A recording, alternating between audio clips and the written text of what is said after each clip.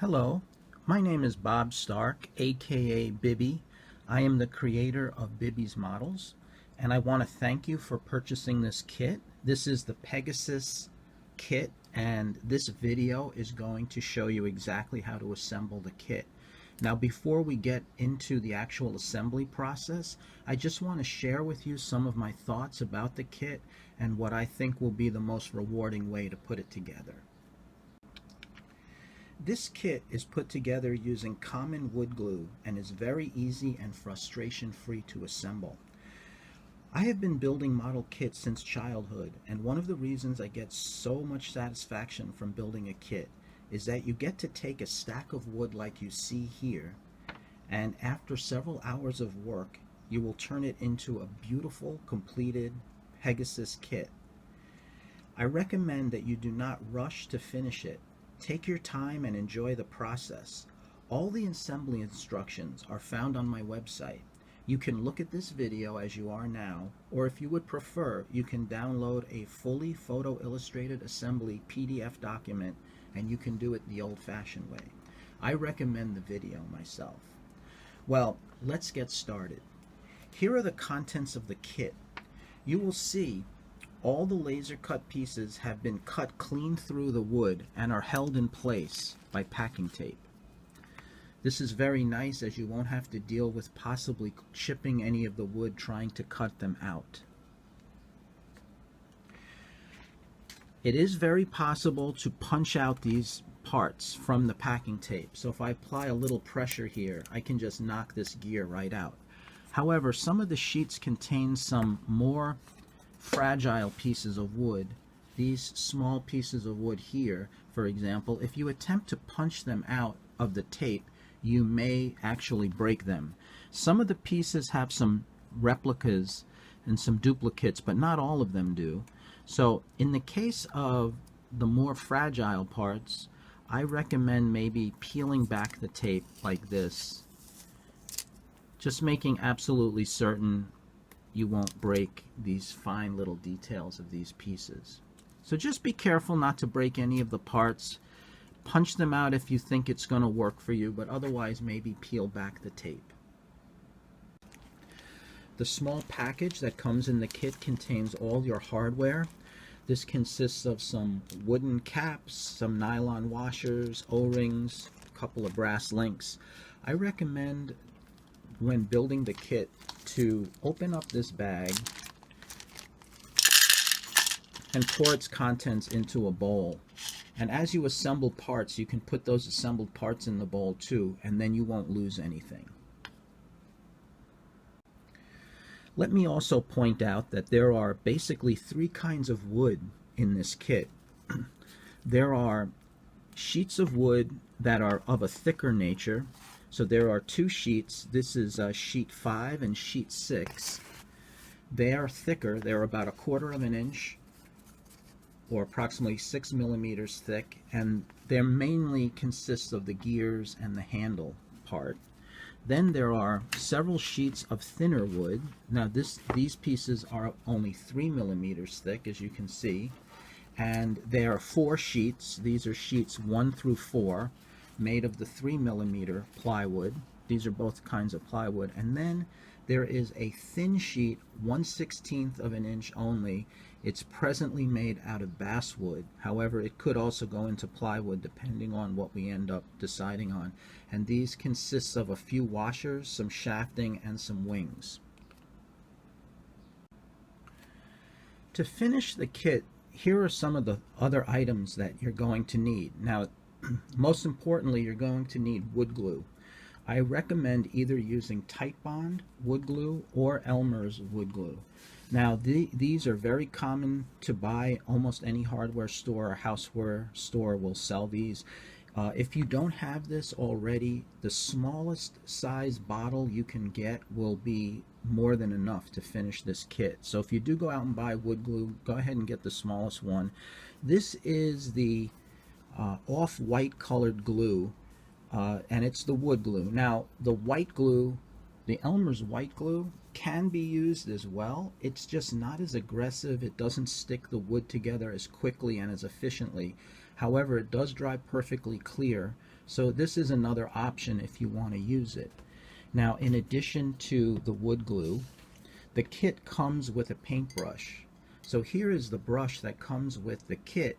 You're going to need a jar or a glass of water that you can just keep the paintbrush wet and moist in, and constantly use it to wipe glue off. This paintbrush is going to be used to apply the glue, and we'll show you how to do that.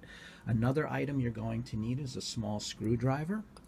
You're going to need some form of masking tape. This happens to be a white paper masking tape, but painter's tape or any regular masking tape will work very well. I have an emery board here, which is not really required, but it may come in a little useful. So if you have an emery board or just a piece of sandpaper, here's a small piece of sandpaper that will also serve your purpose as well, no problem. I also have a piece of scrap paper. The glue is applied by first pouring some glue into a little puddle on the scrap paper and then using the paintbrush or possibly some toothpicks to apply the glue. So you also should have at the ready a couple of toothpicks. These will be used on the really small pieces where the paintbrush is a little bit too big to get into the areas we want. And then the final item that you will probably need to finish this kit is some talcum powder or baby powder. This is used to reduce friction in the gears and in the other wooden components. It works extremely well. So if you have talcum powder, I know a lot of the talcum powder is being taken off the market because of, I guess, some cancer association with some cancers. But if you can find talcum powder or just regular baby powder, which would be cornstarch, that should work as well. And that's all you should need to finish the kit. A final word on assembling the kit. The base of this kit is a hollow wooden box that you're going to create yourself by gluing together the side pieces. Now, it is nice to put some weight in this box before you glue the frame onto it. Now, it's not necessary. If this base remains hollow, it'll just be a little bit lighter and it really won't present any issues. But if you want to give your model, your final model, a little bit of a feeling of a little higher quality that weighs a little bit more, it won't move as much when you crank it, you're probably going to want to fill this with something. Now, I filled it with sand. I got the sand at the playground in a sandbox. You could go to the beach and collect sand. I've also filled the base with salt. I've gone to pet stores and bought the cheapest aquarium gravel they sell. Anything really that you can just fill in this base to give it a little weight will work. And like I said, it's completely optional. If you don't even want to fill it with anything, just leave it hollow and there'll be no problem. Let's start off by gluing these parts together. So locate these in your kit of parts. These particular parts are not part of the final kit. They're used to help you clamp together these shafts that we'll be gluing together. So we can glue these together very quickly without too much care. I have my Titebond or Elmer's wood glue. I have my index card. I'm going to squeeze a little glue onto my index card. I have my jar of water with my paintbrush, which is the way I like to apply the glue. Before we actually glue these together, let me just show how they go together. They're very simple. These two pieces just get glued together like that. That's all there is to it. So let me just put a healthy amount of glue on this little tab that's sticking out. Like I said, the glue is so aggressive, you really don't need very much glue. So I'll just spread this around, get it on all the surfaces, and we'll just attach this to this, just like that.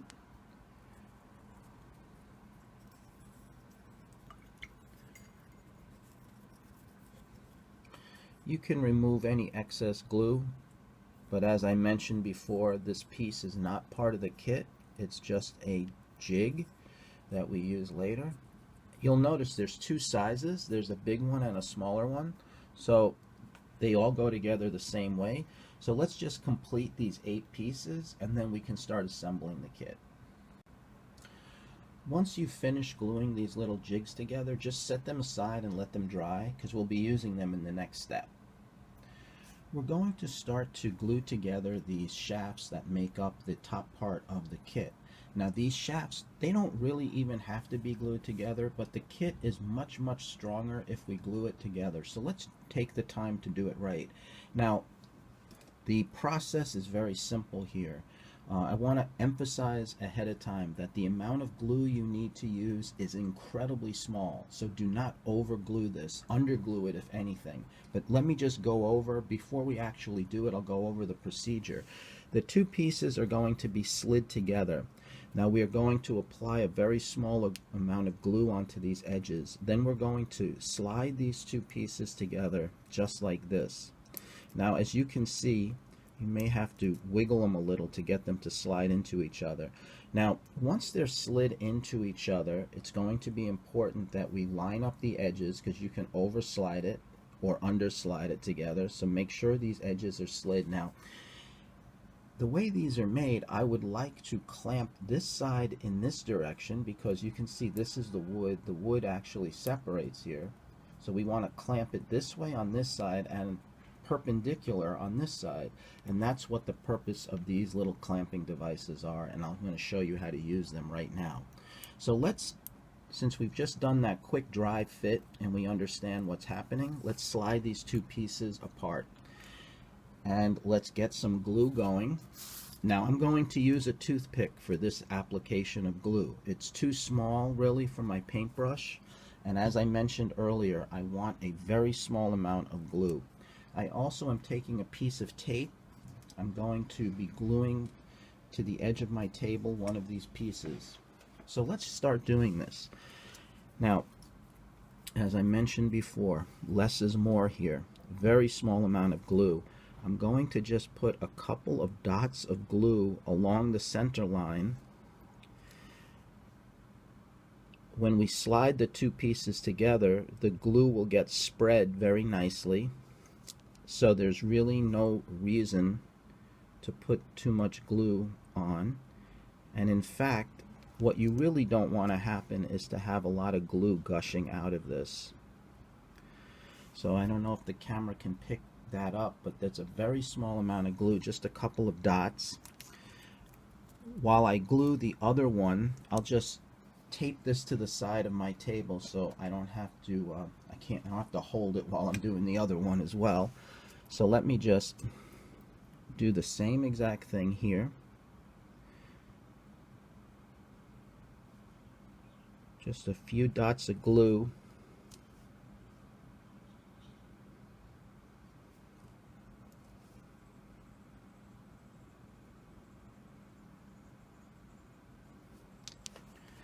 Again, very small amounts of glue.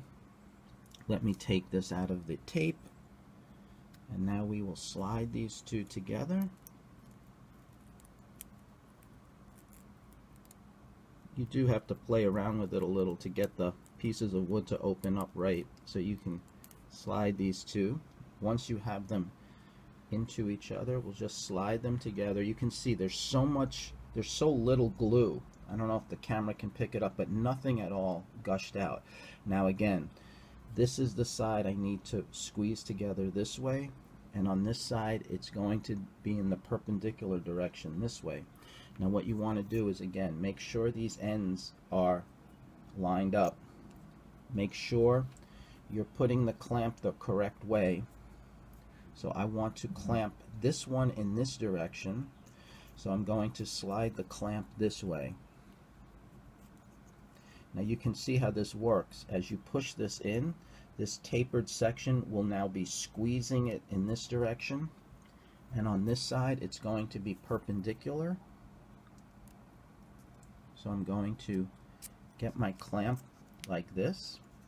So if I step back a little, I can now squeeze these together, and it's clamping in this direction on this side and perpendicular this direction on that side.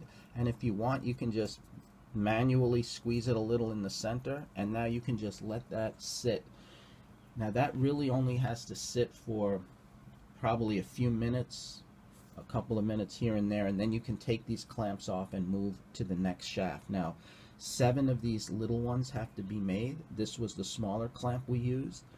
We have provided in the kit 2 sets of clamps so you can work on the next one, and once you've glued the next shaft together, this will have been sitting long enough for you to pull the clamps off and work on the next shaft. So you can just keep gluing and moving the clamps, and we'll take it from there.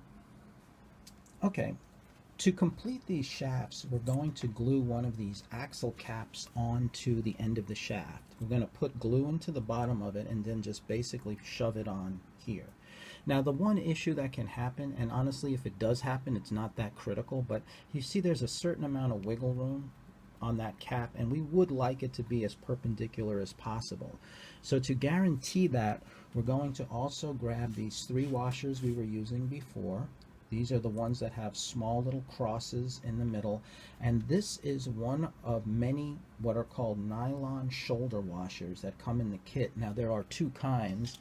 There's a bigger one and a smaller one. This is for 1/4 inch shaft, this is for 3/8 inch shaft. So we're going to use the smaller one, and we're going to use these 4 items to just make sure the cap goes on perpendicularly. So let's, without further ado, let's squeeze some more glue onto my index card. It's getting quite filled with glue.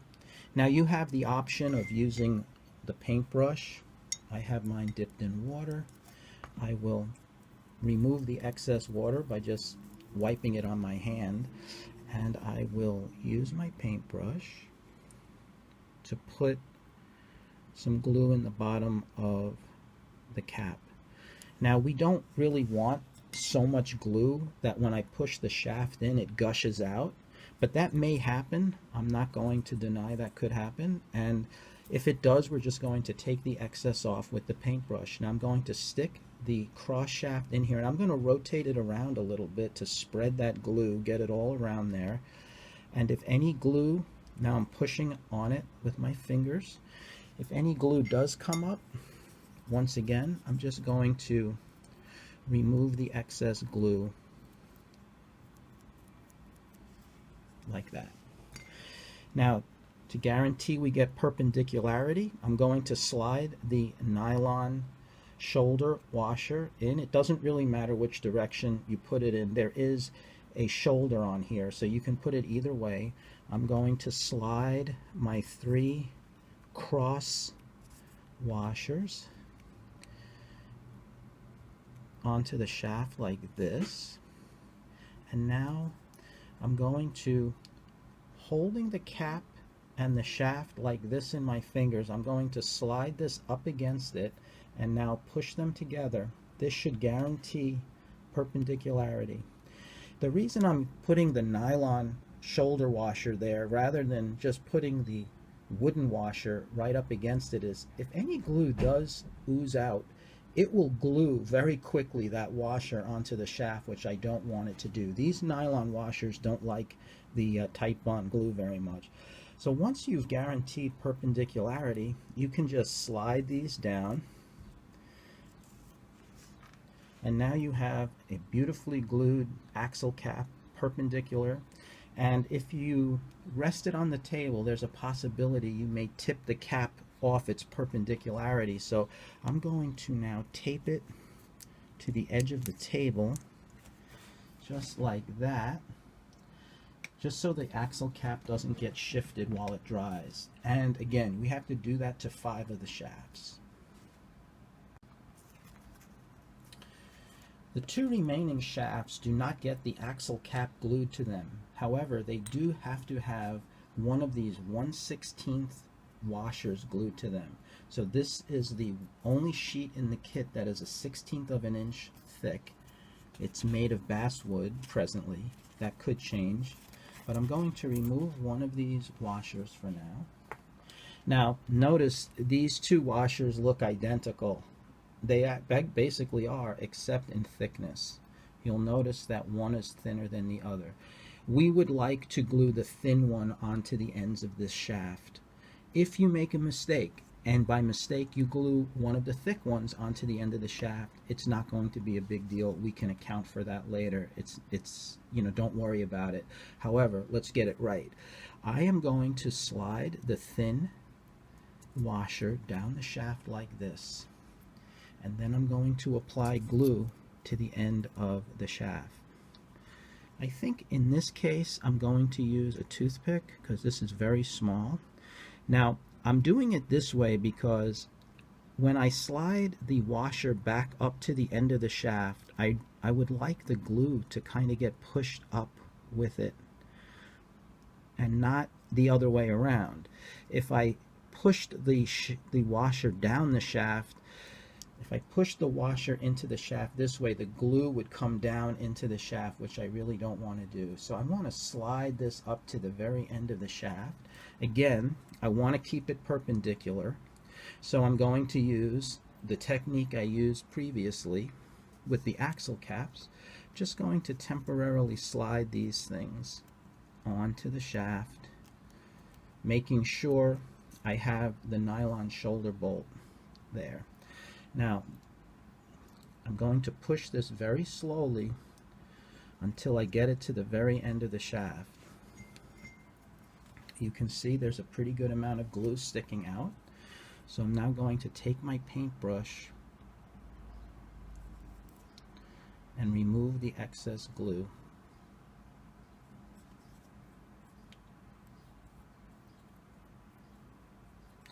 Now ideally I would really like it at the very end of the shaft with no shaft sticking out. However, when this fully dries, I'm going to sand it flush. So there is a teeny amount of the shaft still sticking out, and I mean it's teeny. It's, I would say, a 32nd of an inch or less. And when, like I say, I'll sand it flush when it's dry. But right now, this is all I have to do. The nylon shoulder washer and these other washers are guaranteeing a nice perpendicular position of that washer.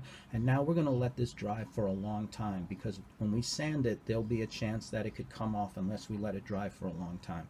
So do that with do the same thing with the remaining shaft, and then when it fully dries, we'll sand it before we assemble the kit. Alright, we're going to continue gluing these shafts together. So now these are the larger shafts. These are the ones that are labeled shafts 1 through 4, and it's indicated by these little crosses that you'll see. This is shaft 1. It has a single cross on the top and bottom.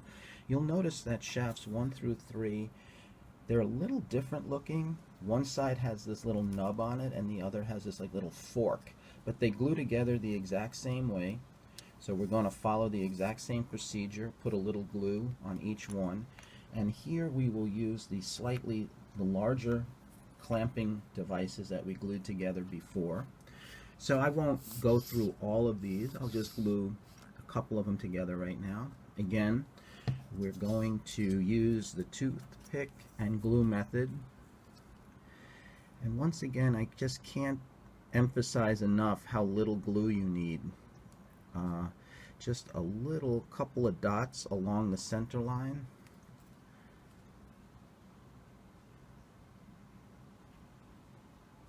So I'm just putting on my glue dots right here, and again, just so I can do the other one, I will temporarily tape it to my table right there so I can grab hold of this one.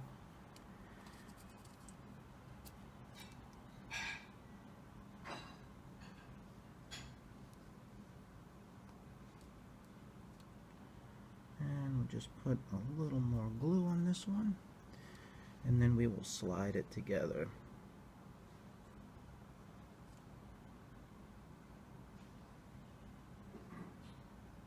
Okay, perfect. Let me just get this one that's taped down. Time to slide them together. The bigger ones I think are actually easier to do than the smaller ones. Again, slide them so they line up on their ends. Make sure there's no glue coming out, and if there is, just either run your finger or use the paintbrush to get rid of it. And then again, make sure you clamp it the correct way. So this one needs to get clamped this way. So we will put this clamp in this orientation. So it's clamping it this way. The other one is perpendicular. Always check to make sure that you're clamping.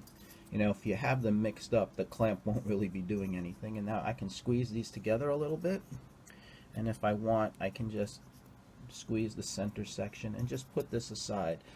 You'll notice that shafts 2 and 3 look very similar to shaft 1. They just differ in length. Shaft 4 does not have the little fork and the little nub end. It's just a straight up shaft. So this one gets glued together just like the other ones. And once you finish gluing all of these, we'll take it to the next step. I just want to point out that when you put these clamps on, it is possible that as you slide the clamp on, the two halves of the shaft will slip and the ends won't be lined up. So just make absolutely certain that after you put the clamp on, look in this little gap area on both sides and just make sure the two ends of the shafts are still lined up with each other. If not, you know, take the clamps off, slide them either further apart, whatever you have to do to make the adjustment so they're lined up. I hope you're enjoying the process of building this kit. I like to sit down with a cup of coffee or put some nice music on the radio while I'm building my kit because it's just such a relaxing thing.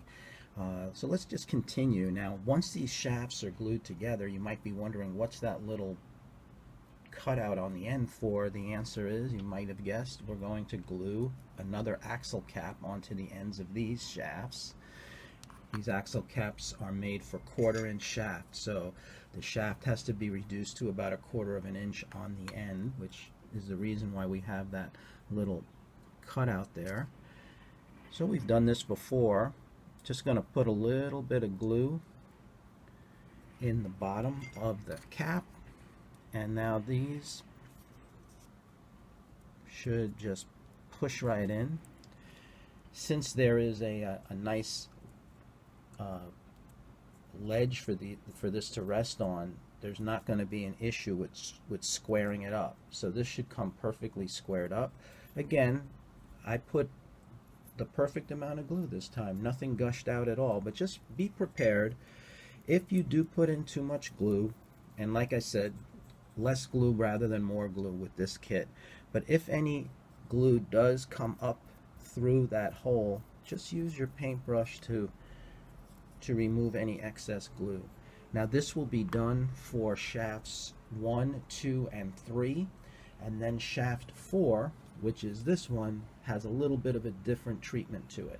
So we'll do that next. If you have a little trouble pushing the axle cap onto the end of these shafts, you can tap it a little bit on a soft surface. These are hardwood. These are birch, I believe, so they can take a pretty good shot without getting dented. And like I said, if just got a little bit of glue coming out there. Again, I love rubbing this stuff on my fingers because it just seems like the easiest way to get the glue off the brush and the excess water off the brush. So from time to time I have to go into the bathroom or the kitchen and just wash my hands off of that glue because it does sometimes stick. But as I mentioned before, the glue, the wood glue we're using, it's non-toxic, it's water soluble, it doesn't smell, so it's very nice to work with. Alright, these are shafts 1, 2, and 3 with their axle caps glued on. They're finished. And now we're going to do something similar to what we did with the smaller shafts when we glued the thin washer onto the end of it. We're going to do the same thing with shaft number 4. So what we're going to do is we're going to go to the 1/16 thick piece of wood. Remember, this is the washers that we're gluing onto the end of these shafts are only 1/16 thick. Now I have also going to use the exact same technique we used before to make sure the washer is square. These are 3 other washers, look just like this one, but they're thicker. So there's a bunch of these in the kit. So we're going to, just to make sure, again, you can see the one on this one is the thinner one. So we're going to we're gluing the thinner one on. We're going to do exactly what we did before. We're going to first slide this onto the shaft. We will apply glue using the toothpick method. Let me just pull the old glue off the tip of that toothpick. And once again, we will make sure, I might need a little more glue here.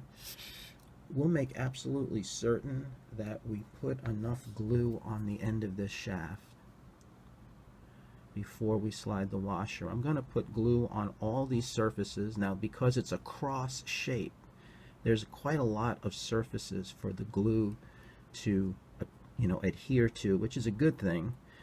So we're just going to take a little time to apply this glue. Make sure we get it on all of these little surfaces here.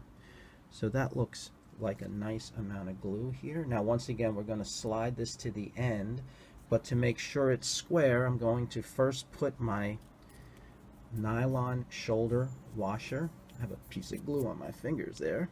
Let me get rid of it.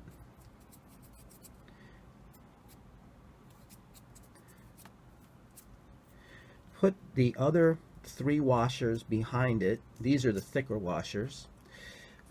This again is to just square everything up.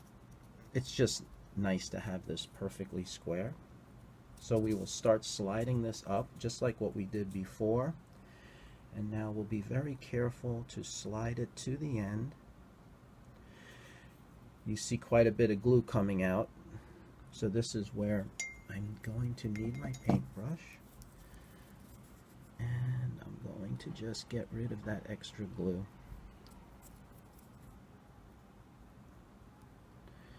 When you look at this from the top, you can even sometimes see some small gaps between the 2 pieces of wood that you can just brush the glue into. And this looks really good. It's right there at the end. Again, you can allow the shaft to stick out a teeny tiny amount because we can sand it flush afterwards, but not more than a teeny tiny amount.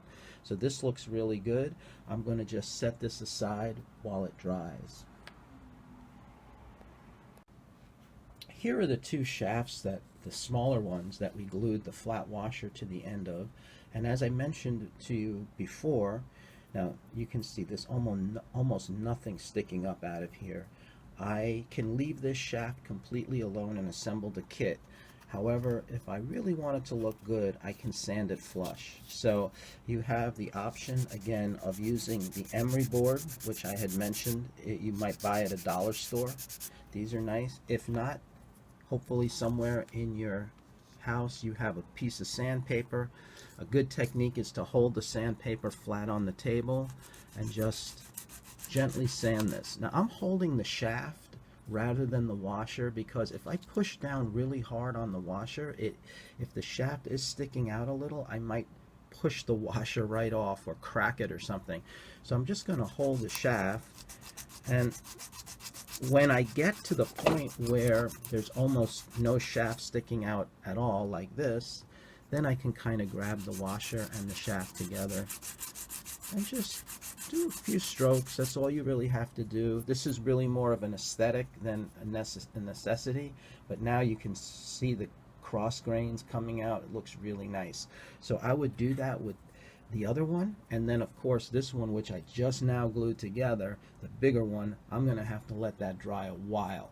These have actually been drying overnight, so if you don't rush through the kit, I don't like rushing to build these things because once they're finished you kind of wish the construction was still going to go on. So don't rush it. Like, let these dry a while before you sand them, and then we've glued all the shafts together. That's probably the least fun thing to glue together. So the rest of the kit, there's really not a whole lot of gluing. The base has some gluing in it, but then after that it's very simple gluing. So the gluing operations are almost finished, and the rest of the kit will just be beautiful to put together. Now we're going to tackle the largest gluing operation we have to do for this kit, which is gluing together the base. So it's very simple. The pieces are just a little bit larger than the ones we've been working with so far, so it takes a little bit more gluing. Now this one with the slots This is the top piece, and we're going to put that aside for now. Now, it's just a very simple box. Now, here's the situation. This box is going to, when it's constructed, it will be hollow and it will be pretty lightweight. If you want a heavy base for your kit, which is nice to give it a little weight, once we built the bottom part of this box with these 5 pieces here, you can fill the box up with something. For example, I sometimes fill it with sand, or you can go to a pet store or a fish store and ask the salesperson for the cheapest aquarium gravel they sell, and you could fill it with that. Another thing you can do is you can mix plaster of Paris. That works really well as well. If you have plaster of Paris at home, which is pretty inexpensive, you can mix a small amount of it and pour it into this box once we've glued it together. So I'll show you a couple of different things you can use to fill it. You can also leave it completely blank and empty. It's hollow, it'll be a little light, but it will still really not be that big a deal. When it comes time to cranking the kit and watching it work, it's not really such a big deal if this box is lightweight. Now, before you glue it together, check for warping. Now, this process should remove the warp. Now, this has a little bit of a warp to it, you can see. Now, the question is, should I have the warp going like this, or should I have it more like a bowl, like a scoop? It doesn't really matter, but I think I'm going to make it like a scoop. So I'm going to keep the warp in this direction. Now you can kind of see what's going to happen. When we glue this piece onto the side here, it will remove the warp from the box. So we're not going to worry about warping. Before we do the gluing operation, I highly recommend that you cut some small pieces of tape, put them up against the edge of your table here, and have them at the ready. And I'll show you my technique for gluing this together. It's very simple. I like to glue the short pieces on first, and then we'll glue the long pieces. Okay, I've cut a couple of pieces of tape, and they're ready for me to go. Now what I'm going to do is I'm going to place a piece of tape in the middle. Do not let this piece of tape go beyond the top of the piece of wood. So keep it like in the middle. I'm going to use 3 pieces for these side pieces. They're short. The longer pieces I may use 5 pieces of tape for. I'm just going to put this on like this. Now the glue is going to get applied. Also figure out which side you like the look of better. This one is nice and light. The laser left some marks on this side. So this is going to be the inside of the box. You won't see it when it's finished. The tape is on the outside of the box. We're now going to apply glue along this length and along this length, and where this tab sticks out, it goes on the inside. Remember, this is the inside and it will not be seen. So if I happen to get some glue on the inside of the box, I really don't care. I've already put a pretty large puddle of glue here, and I'm just going to start applying glue along this edge. Again, I'm kind of not concerned with the glue getting on this surface here, because it's going to be inside the box and no one's going to see it.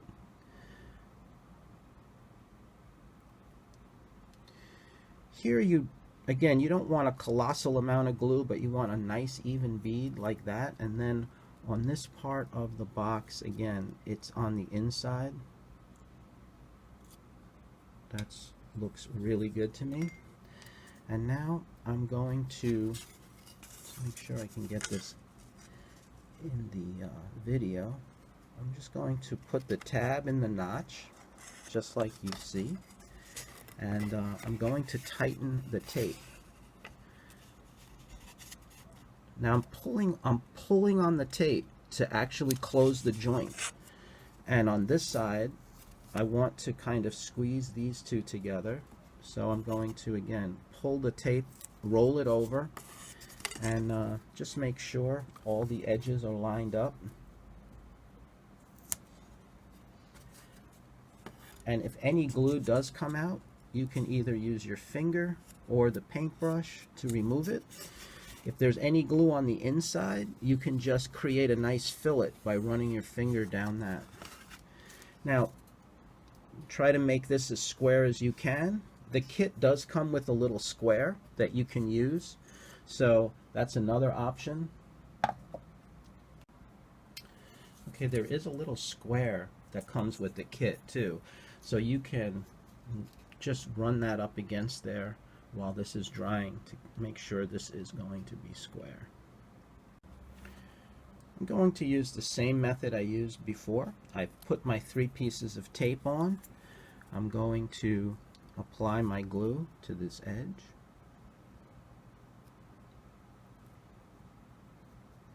Remember, the tape is on the outside, and I can really not worry about getting glue on the side that my thumb is touching, because that is the inside. Oops, I'm putting this on the wrong place. That does not go on the top. That was a mistake on my part. Remember, the center tab, the glue goes on the inside right there. So that just goes to show you, if you catch yourself early, it doesn't really matter. I can just take the glue off with my finger. It's not going to even leave a stain or anything. No harm, no foul, as they say. So now it's a question of, once again, putting this on. That looks good to me. It's hard for me to, this piece is pretty big. It wants to come out of the video camera's filming area, so it's kind of hard for me to keep this all in view. And again, once you glue that on, you can take the square which comes with the kit and just hold it up against this side, and just make sure it's about square. It doesn't have to be perfect. So now our task is to put these long pieces here. Okay, so I'm going to keep using the same technique. Again, examine both sides. This side's much nicer, so this is going to be my outside. I'm going to put a piece of tape here, maybe 2 along this edge and 2 along this side, and then we'll do the same process. Alright, let's do the long piece. Now you can see I put the tape along the long piece. Now I just want to emphasize again, don't let the tape go over this edge here, because when we put this all together and it comes time for putting the top on, I really don't want tape sticking up above that surface. It'll just interfere with things. So again, the glue is going to go along these long edges here and on the inside edge of the tab. This is going to take some glue, so I've put a decent amount of glue down on my index card. Remember again, the tape is on the outside, so I don't care if I get a little glue on the inside. And to be honest with you, even if you get a little glue on the outside, it's not going to matter either, because you can just wipe it off. That's one of the beautiful things about the wood glue.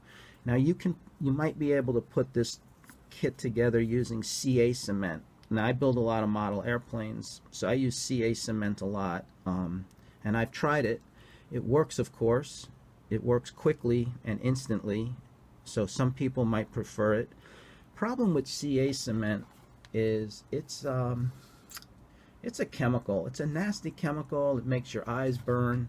It sticks to your fingers. It's not readily available, although a lot of art supply stores do sell it. And the other problem with it is it stains the wood, especially the very thin CA. It really soaks into the wood and kind of leaves a stain behind, so I'm not going to use it. Remember, again, the tab gets it here on the inside edge. And then the one thing we have to do is put glue on these corners. So let me put a little more glue down. The working time you get with the wood glue is so nice too. I don't have to rush. You want to put glue in these corners and then on the inside tab like that. So let me see, inside tab and corners.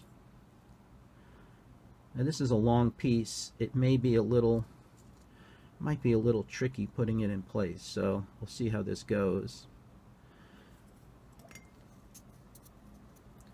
I'll try to get it all in the view of the camera, but it may be a little difficult. I think it's best to start in the corner and get that corner to fit in, and then slide it in, get the center tab going, and then we'll get the other corner to slide in like that. And now, because the piece does have a little warp, you can see there's a gap there. So this is where the tape really helps. I'm pushing these two together like this. Roll the tape over, pull the tape, actually pull the tape pretty hard, get some tension in that tape, and it will go together beautifully. So again, we're going to squeeze these two surfaces together, pull on the tape and roll it over the edge. Squeeze and roll seems to be the best technique here.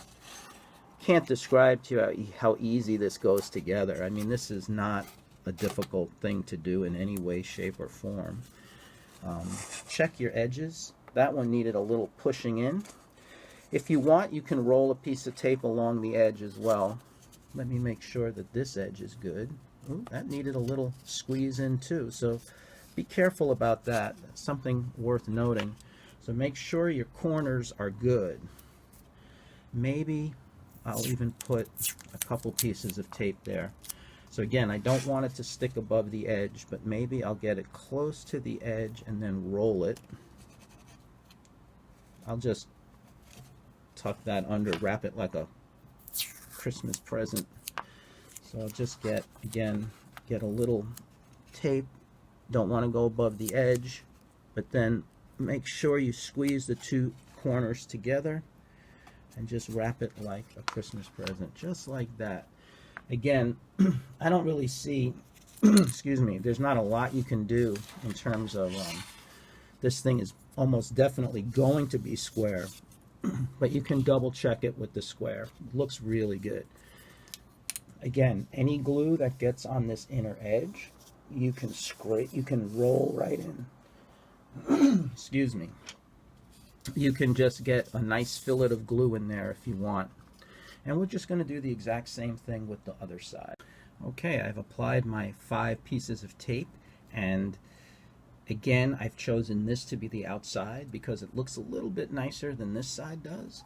And now we just apply the glue just like we did before. So I'll tip it this way. It's easier for me, I think, knowing that this is the inside of the box. So I kind of can paint the glue on,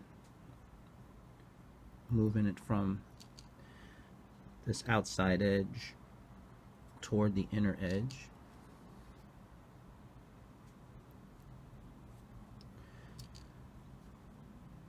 I have to admit, I've been building model kits for a lot of my life, since childhood, and I know it's not for everybody, but I really enjoy the process, and I love watching the thing kind of come together. Starts off as a flat pack of wood, and before you're done, or by the time you're done, you have a really, really cool model that you can then take pride in and show your friends and really enjoy it. Get those corners. Remember, the tab gets the glue on the inside. That's the thing I keep making a mistake about. I keep putting that glue on top, which it shouldn't. It should go right here on this edge. And remember, the corners, put some glue in on each of these corners and then on the inner tab there. And we'll do the same thing here. Corners, corners, and inner edge there. That looks really good. And again, I think the easiest way to do this, if I can get it in the camera, is to first get the corner in. That went right in, no problem. Then the center tab can go. And then I will move it over to this side. And once you have all these tabs in, you can then start pulling and rolling the tape. So again, pull it, push it together in this direction. Push these corners in, make sure they're seated, and again, roll the tape over. Squeeze it together and roll the tape. Get that corner in, make sure it seats nicely, and again, just roll the tape over. If you want, you can put some tape in these corners if you think it's necessary. This one went together very well. The extra glue you can take off with the paintbrush or your finger. And this looks good. You'll also notice that after the construction is complete, the warp is gone. So the four sides have removed the warp. To absolutely guarantee it, now that this is drying, you can put some weight in here. If you have anything that's heavy, that can of paint's not too bad. Maybe my white glue, Elmer's white glue, and you can just let this dry. Okay, I have glued up all those sides, including the insides of the tabs. And now we will be pouring sand into it. Okay, now carefully, either whatever you want to use, sand, you could use salt. I've used salt. Be nice to remove the bottle of glue before doing this. I also see a little bit of twigs in my sand. Now I'm being careful not to get the sand on the glue. I really don't want to do that. I have just about enough sand in here. Again, you could go to the aquarium, you can go to the pet store, the fish store, and buy some gravel. That might work really well. Salt, any of a number of things can work very well. So now it's just a question of getting the top on. Now that should be pretty straightforward. I'm just kind of got the back tab in first, now this tab. And now I just have to manipulate it. You can hear those tabs snapping into place. And then again, hold the tape and roll it. You want to push down on these surfaces. See a little glue coming out. That's perfect. Pushing down on these surfaces and wrapping the tape around it like that. I can hear the sand in there. I would have put a little more sand in there if I had it. I had just made another one of these kits and I knew it was going to be close, but it's fine. It doesn't have to be completely filled with sand. You can hear it. It's sloshing around a little in there. If you fill it a little bit taller, the sloshing will stop. I'm just removing the excess glue with my fingers. And all we really need to do, you don't even have to do this, but if you have some weight, you can put some weight on top of the base while it's drying. While the base is drying, the large washer that I glued onto shaft number 4 has dried really well. So I'm just going to quickly give that the sanding operation that we've done on the other shafts. Just a few strokes.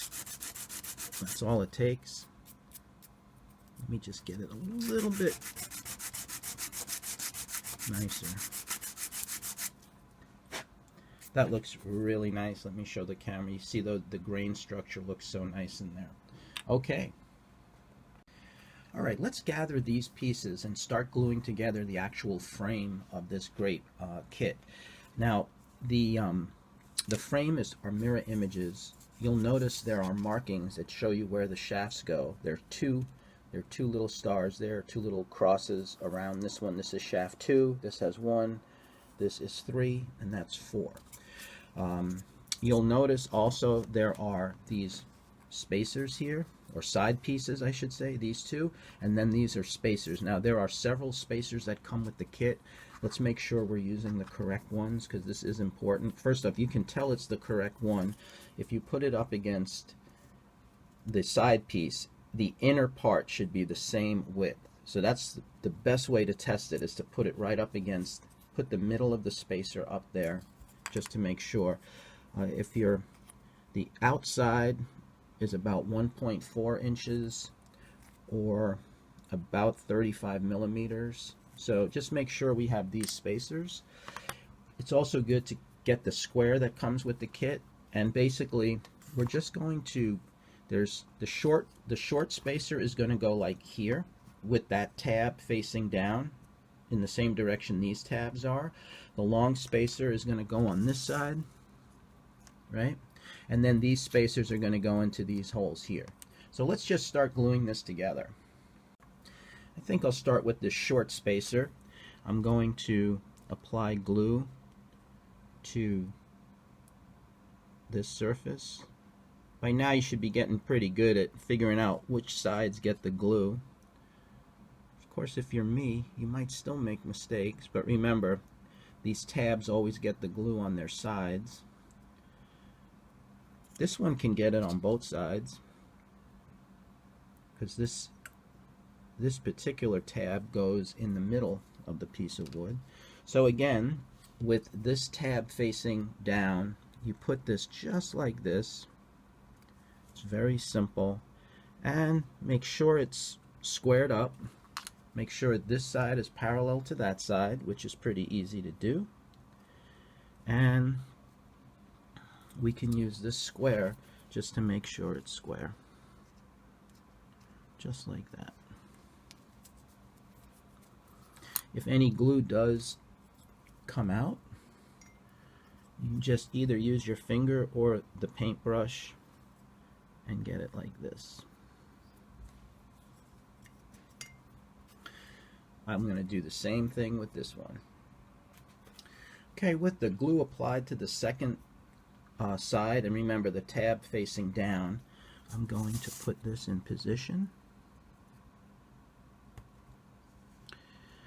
I want to point out that in the kit you have, there may be 2 tabs on these side pieces to guarantee it doesn't twist. It really won't unless you specifically put it in crooked. And again, we use the little square that comes with the kit just to make sure it's square. Any glue that comes out, you can run your paintbrush down it, both sides. Now these spacers go like this, and like that. So we'll glue those in next. Got one of these glued up. Just going to put it like this. You notice my square will probably fall into the gap here, so I'm just going to grab another one of these spacers and put it inside the cutout part of the base, just so I can put the square up against it like this. And we'll just hold that there for a second, and then we'll move on to the next one. I've already placed the glue on this one. I just want to make sure that I get it square. Maybe I'll put the square like this up against it. And very nice. And now this last one will go here, and maybe I'll just bring over the frame, so that'll just support the square when I glue it in position. So I'll just bring that over there. Put the final spacer in. With the frame over here, it'll give me enough the right height so I can put the square up against this. Just hold it there for, again, 10 seconds or so, and then you can move it away. So we have all of these spacers in place. The glue is still pretty, it's just starting to set. It's really still a little bit in a state where you can move things if you have to. So I think it's a good time to continue this and put the 2 halves together. Now, maybe I should have emphasized it before, but these designations with the little crosses, those go on the outside. So the crosses are on the outside of this piece. I'm going to put glue on all of these sides and then put the other half together. With glue on all these tops of all these spacers, I can now put the second half of the frame on there.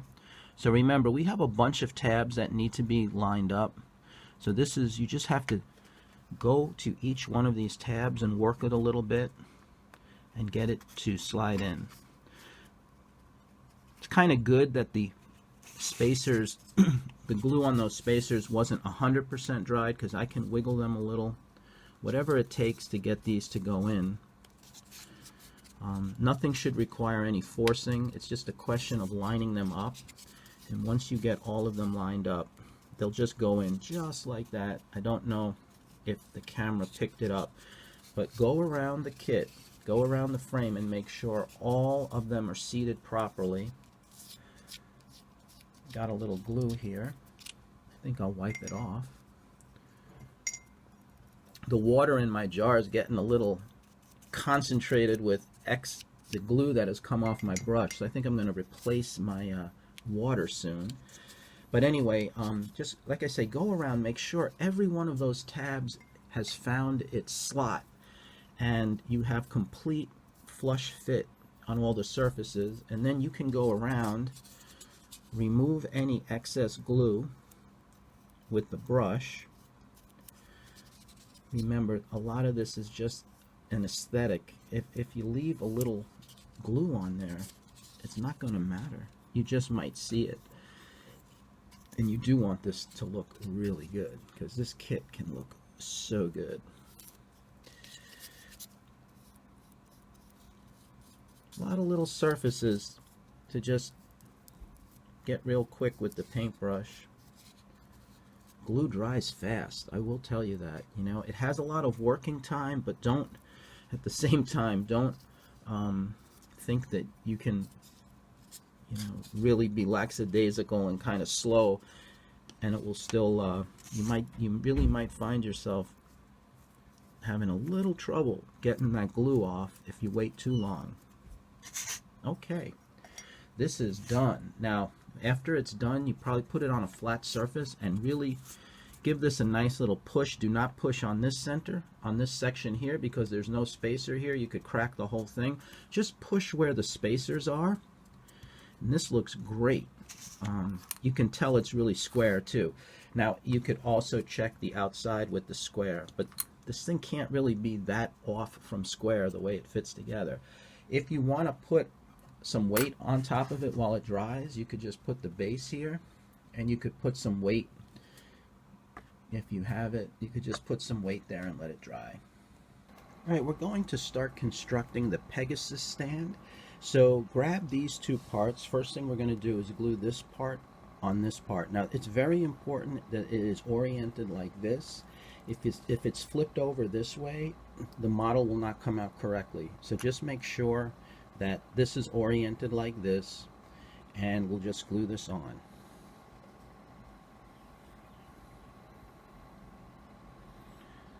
I'm just going to apply a little bit of glue. This is a doubler, really just to give that extension piece a little extra strength. Make sure you have it oriented this way so that the slots line up. You can wiggle it around a little to get good spreading of the glue. Let me use my paintbrush now. If you get any glue in the slot, you can use your paintbrush to remove any extra glue. Make sure it's lined up, make sure, and then just hold down on it. Okay, we're going to put together the rest of this stand here. So grab these spacers. You can see that they measure about 1.4 inches from absolute outside dimensions. If you're working in the metric system, it's about 35 millimeters. And the construction is simple. We're going to take this bottom piece. We're going to basically glue these spacers like this, and then this piece will go on top like that. So let's do it. Okay, I've put glue on these spacers and put them in place. Now I'm going to use the square to make sure they're square. Now this piece is very short, the square can barely get there, so I'm going to move the other half over just to create a nice flat area where I can put the square down. That looks really good. Let me rotate the model this way. Just hold that there for maybe 30 seconds or so.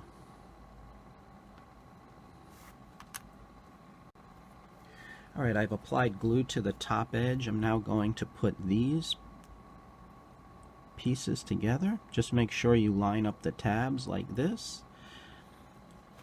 And then after you do that, to make sure you get perfect alignment, place it like this so that these two edges are on the flat table, and just hold it together while it dries for just maybe 30 seconds again, and everything should be good. We're going to assemble the ladder, what I call the ladder. These are the two side pieces, and these are the three cross pieces. Now, the assembly is very simple, but I just want to go over something that's important. These pieces may be warped slightly. My effort is always to try to give a kit that's warp-free, but wood is an organic material. It does sometimes warp. So it's important, if these two pieces happen to have some warp in them, it's important to match the warps so that they'll get canceled out when you assemble it. If there is any warp in these pieces, they should be the same because they come from the same piece of wood right next to each other. They're literally laid out on the wood like this. So if there is a warp to them, you should be able to match the warps. Now these pieces of cardboard here, I've warped in an exaggerated way to just emphasize what I'm trying to ask you to do. But look at these two pieces carefully. This one has virtually no warp, so you really don't have to worry about it.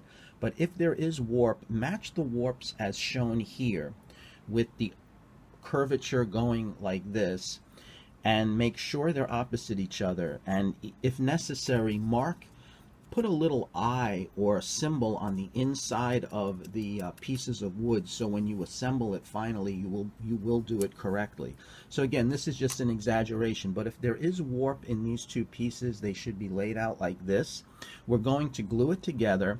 It's also possible that when you glue it together, if this warp is significant and you try to squeeze this together while it's drying, when you let go, it may spring back away from the joint. So before we glue this, I'm also going to take some strips of tape, and I will have them ready to wrap around the ends, and I probably will allow this piece to dry with the tape in place just so that the warp doesn't give us any problems. Just want to make sure you have the right spacer. It's keyed a certain way, so I don't think you can get it wrong, but just to make sure, this is about 45 millimeters in length across the two center tabs, or in inches, it's about 1.75 inches, 1 3/4 inches. Okay, I've got a little bit of glue in my on my index card. Make sure you have the little square that comes with the kit. And we're just going to do what we've done many times before. I will put the glue on the inside of these tabs. Get some glue on these little corners.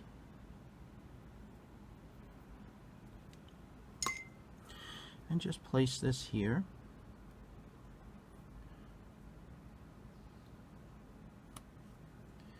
And we will, using the square,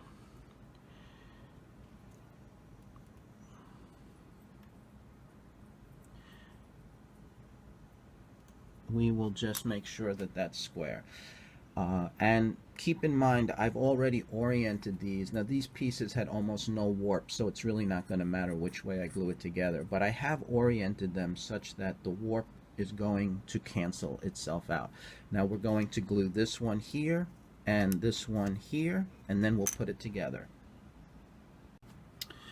I'm going to place this third spacer in position, right like that.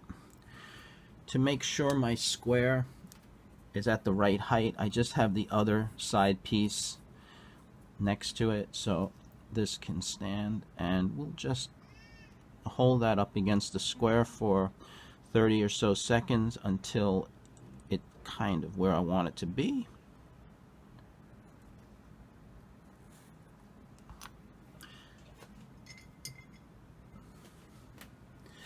If you have any glue coming out, you can just remove it with the paintbrush.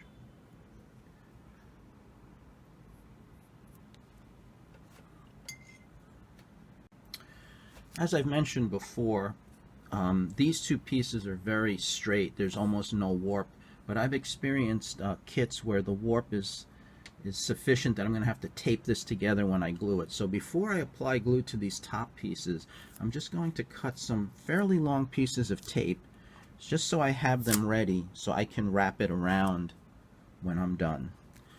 Alright. Okay, with glue on the other side, I'm going to just fit these together. Should be pretty straightforward. Again, you may have to wiggle things a little to get the proper alignment with all the spacers. Okay, they're all in there.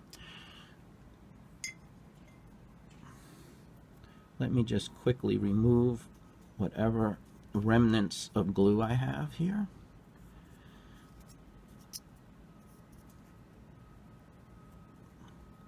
Again, I like rubbing it on my hand. It's just so convenient. Okay, now lay this flat. This is very important. And again, if the warp was severe, this might want to spread apart. So I'm going to wrap a piece of tape around it. Pull the tape hard. Pull it like this. Pull it hard. So it will apply clamping action. And make sure the piece of tape is long enough to overlap a little bit. I actually ran out of tape, so this piece of tape is really 3 different pieces of tape. Oh, I told you it was 3 different pieces of tape. I've already used these pieces for other steps. I'm just going to go like this. And now let's lay it on the flat table. Make sure that this is flat. And we can put some weighted objects over it while it dries. So I will put maybe my jar of water and my bottle of glue. Okay, the last thing that we're going to glue together right now is this thing called the lower link. Now it's very similar to the ladder construction. It uses these spacers. Now these are the smallest ones there are in the kit. These ones are pretty obviously smaller, but they're about 1.1 inches from tab to tab, or about 29 or so millimeters. So make sure you have those. Make sure you also have these 2 pieces. So what you want to do with these 2 pieces, we might as well just do it right away, is we don't have to glue this one. You just slide this one together like that. Now, before I glue it together, let me explain what's going to happen. First off, we're going to look at the warp again. There you see, this one's pretty warped. You can see it's got, this one's going this way, and this one's going the other way, which is perfect. Alternatively, I could flip them like this and have them both go like that. But what I don't want to do is I do not want to assemble it like this, because then the warp will just, it will not be removed. So let's match the warps. I like having them like this, kind of going outward. Now, I don't want to mess this up, so I'm going to be honest with you. I am going to take a pencil, and I'm just going to put a little right here where it's not going to get seen. In fact, the spacer could cover it up. Well, I'll just put it right here. I'm going to put a little eye and a little eye here, and that is for inside. So this is the surfaces that I'm going to glue the spacers to. Okay, I'm going to just glue those spacers. Now what's going to happen is after those spacers are put on, this is going to get slid into this cross-shaped hole before we put the 2 halves together. So that's a critical thing we have to do. But I'm going to, in the meanwhile, I'm just going to put these spacers in the same way we've been doing them and squaring it up with the square. I've glued the 3 spacers into position, and I'm going to let them dry for a little longer than usual, maybe a couple of minutes, and then I will apply glue to the top of these. And before we put the thing together, this has to be slid in there. So let's just make sure we don't forget to do that. Okay, I've put glue on the top of these spacers. Now I'm going to slide this shaft. Now it's a little tricky. You have to line it up with the cross. It's going to go through the first step and into the second step. So it goes all the way down there. Now remember, this is the inside. I marked it, so it's going to go like this. Let me start off over here, see if I can get this to go in. Okay, I've gotten it through the second step, so now I have to just line up these spacers. And again, you may have to go around and manipulate this a little bit to get it to fit properly.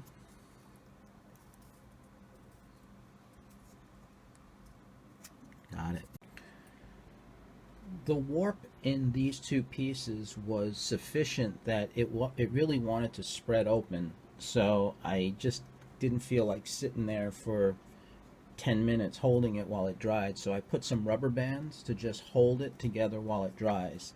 So if your kit has a severe warp, this could happen in the ladder too. If you do have some severe warpage, you may have to put rubber band here and here while it dries. I'm quite certain that once this dries, the glue will hold everything together perfectly. So now this is something we're just going to let dry for, an hour. Okay, this has the lower link, that's what this part is called. It's been drying for a while. I'm just going to take my rubber bands off. Make sure the glue joints are nice and strong and solid. Let me just take these off.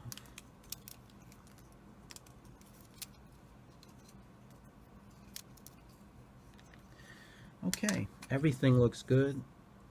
I can't even pull it apart. The glue is so strong. So this is excellent. Let's glue together what is pretty much just the last few parts of the lower section of the kit, and we'll put it together. Alright, we're going to just glue this handle together. Now this is a very simple operation. Just gather these parts. This is sort of the base of the handle. The handle is a 1/4 inch hardwood dowel, and here is a washer that has a 1/2 inch outside diameter and 1/4 inch inside diameter, and goes together very simply. Let me just put a little glue on the bottom of this. Again, this is one of these situations where we put glue on the bottom, and when we push the dowel through, the glue will get pushed out to the top, which is exactly what we want. So I'm just going to put this handle in, put the dowel in. You may have to, here, it's at the bottom. Make sure it bottoms out. You notice some glue gushed out the top, which is perfect because this washer is going to go on top. I don't even have to use any extra glue. So I can just bring this washer down. The glue that now gushes out, I will remove with my paintbrush. So let me just do that.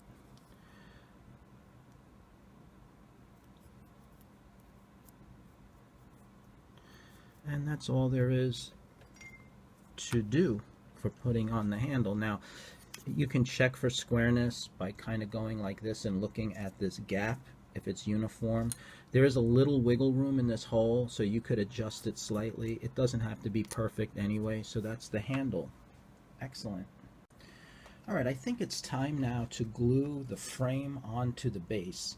You'll notice that this notch is a little narrower, this one is wider, and it goes this way.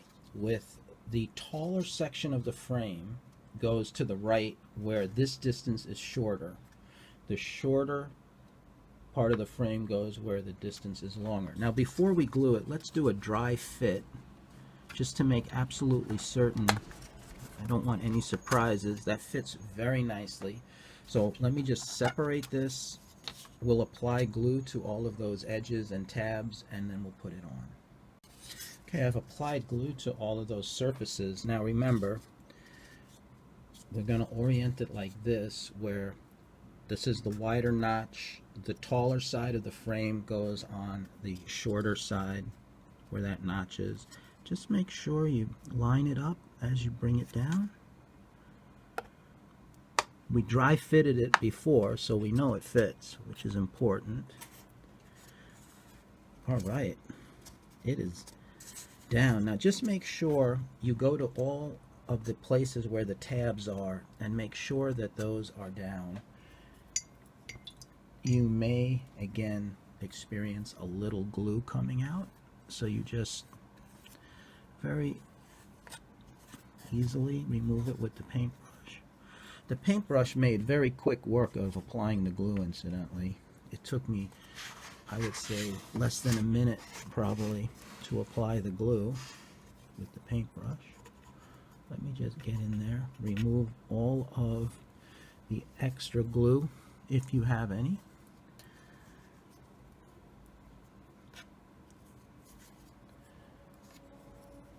Just make sure there's no glue there. That looks good. Now just again, before it fully dries, let's just push down on this with our fingers. Just push down on it for a few minutes and then just set it aside and don't touch it for a while, and it'll dry really well.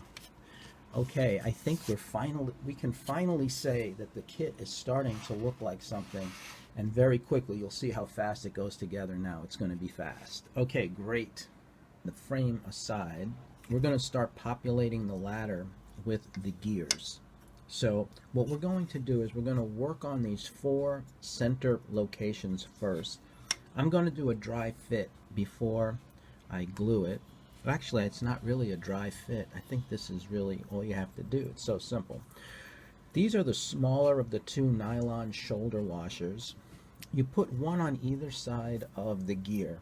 This will give it a nice friction, low friction bearing surface, and then you slide one of these shafts that we made through the gear, and now we'll put it through here. You bring it through both sides until the shaft protrudes out the end, and then we're going to glue one of these washers. Now this is the thicker one. This isn't that thin one we glue on the end of the shaft. There are many of these in the kit. I'm going to put glue all around this and then put this on, and then just hold it for a little bit until it dries. Okay, just making sure everything is still in place. I'm going to put a little glue around here. I'm trying to get a little glue right in that corner where the shaft comes through the ladder, because we don't want these shafts coming out anymore. Just sort of right in that corner.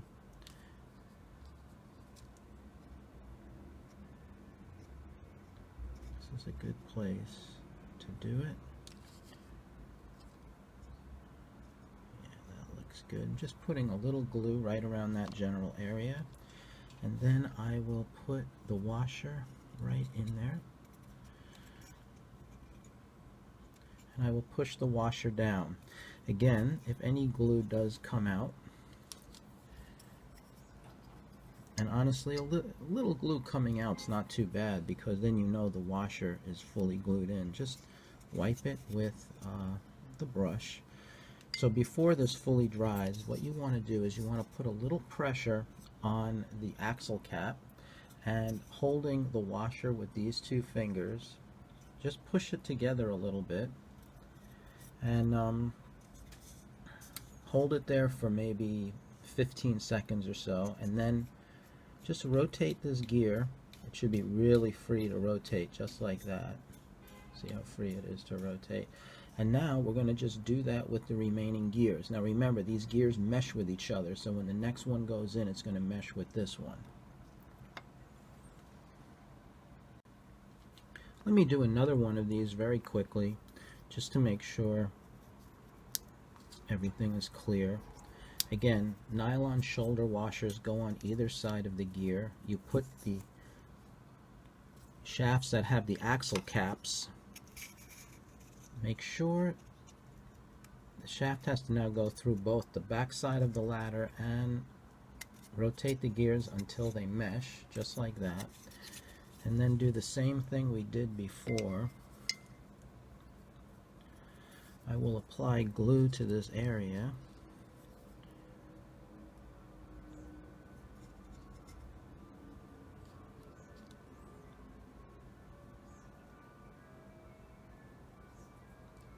I don't know if you can hear that on my video, that the ice cream truck has just arrived in the neighborhood. I'm shooting this during the coronavirus scare. It's May 15th. No, I'm sorry. It's May 21st, 2020 right now. city's starting to open up a little bit. I live in New York City. We were hit really hard, so it's going to take us a while to reopen.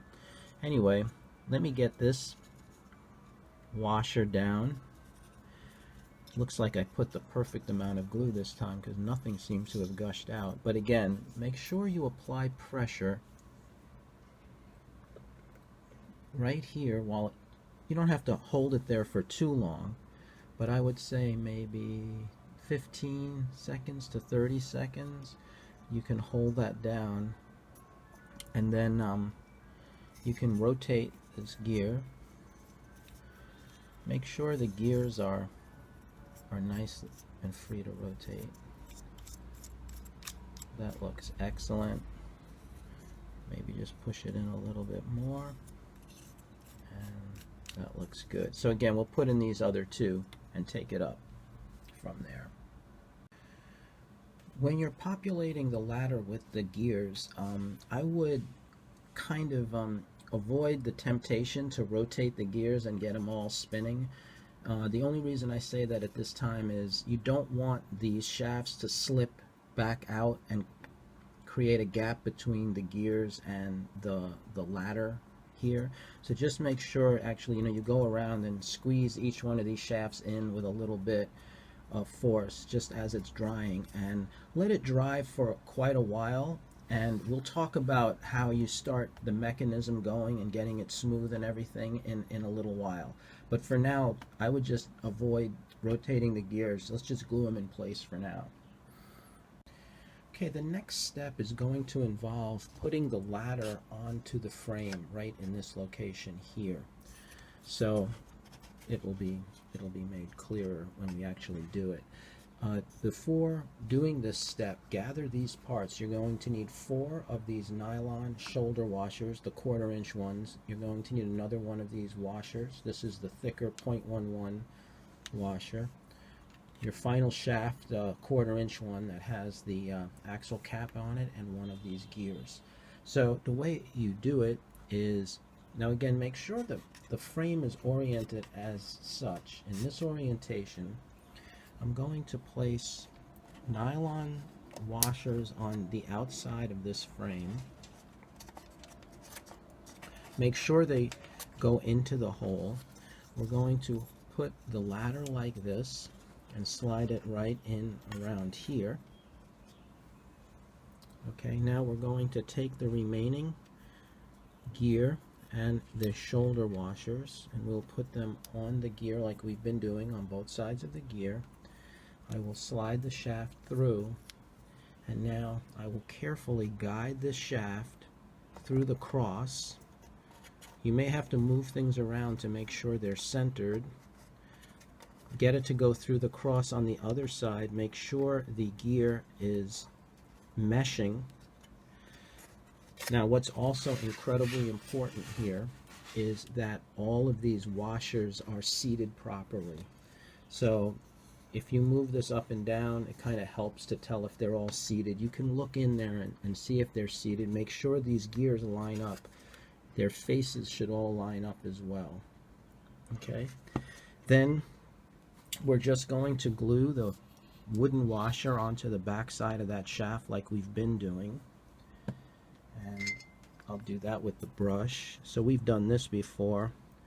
We're putting a bit of glue right where the shaft meets the ladder.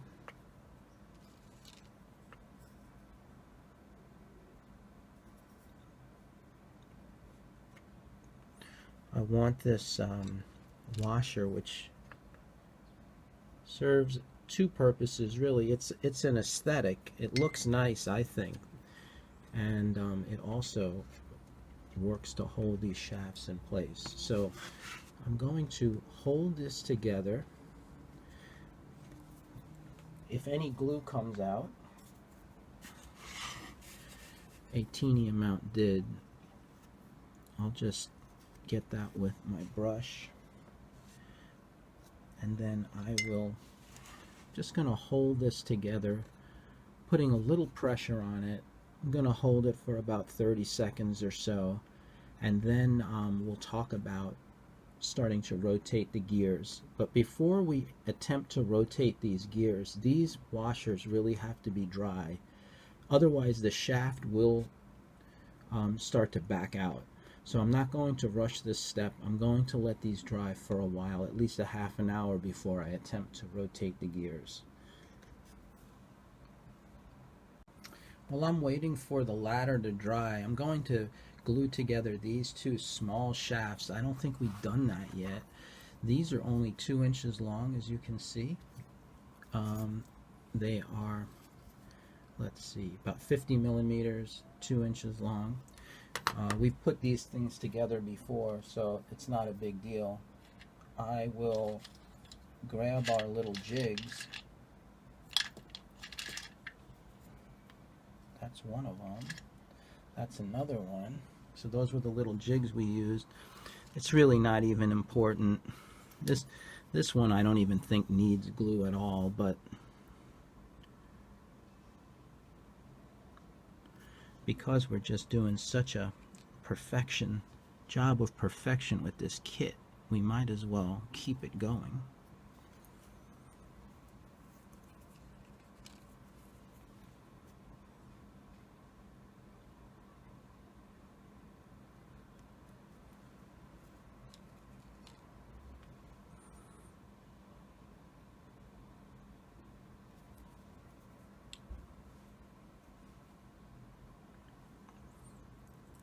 Just slide them into each other like we've done so many times in the past. And again, make sure they line up with each other. If you want to use these clamps, you can. It's not very important on this piece. I think I may have put the clamp in the wrong direction. Let me just see. I think this one needs to be rotated 90 degrees. Yes. So I'll just let that dry as well. Okay, let me just take these clamps off. This little piece, we'll be using this in a few minutes. I'll leave that over here. Let's go back to the construction that we've done so far. So now it might be time to start rotating these gears. Now, this is what I find to be a great thing to help reduce friction, is to sprinkle the model with talcum powder.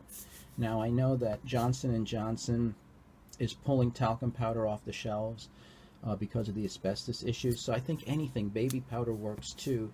But before you actually start rotating this, I usually take it into my bathtub, sprinkle a little talcum powder on it, then we'll work the gears a little bit, and then blow off all the talcum powder and everything will be great. Okay, you can see I've sprinkled some talcum powder on here, and the key now is we're not going to force anything. We're just going to rotate these kind of back and forth, back and forth.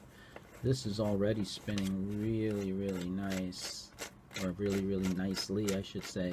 So once you achieve a motion like this, all you have to do is blow it off. Let me do that.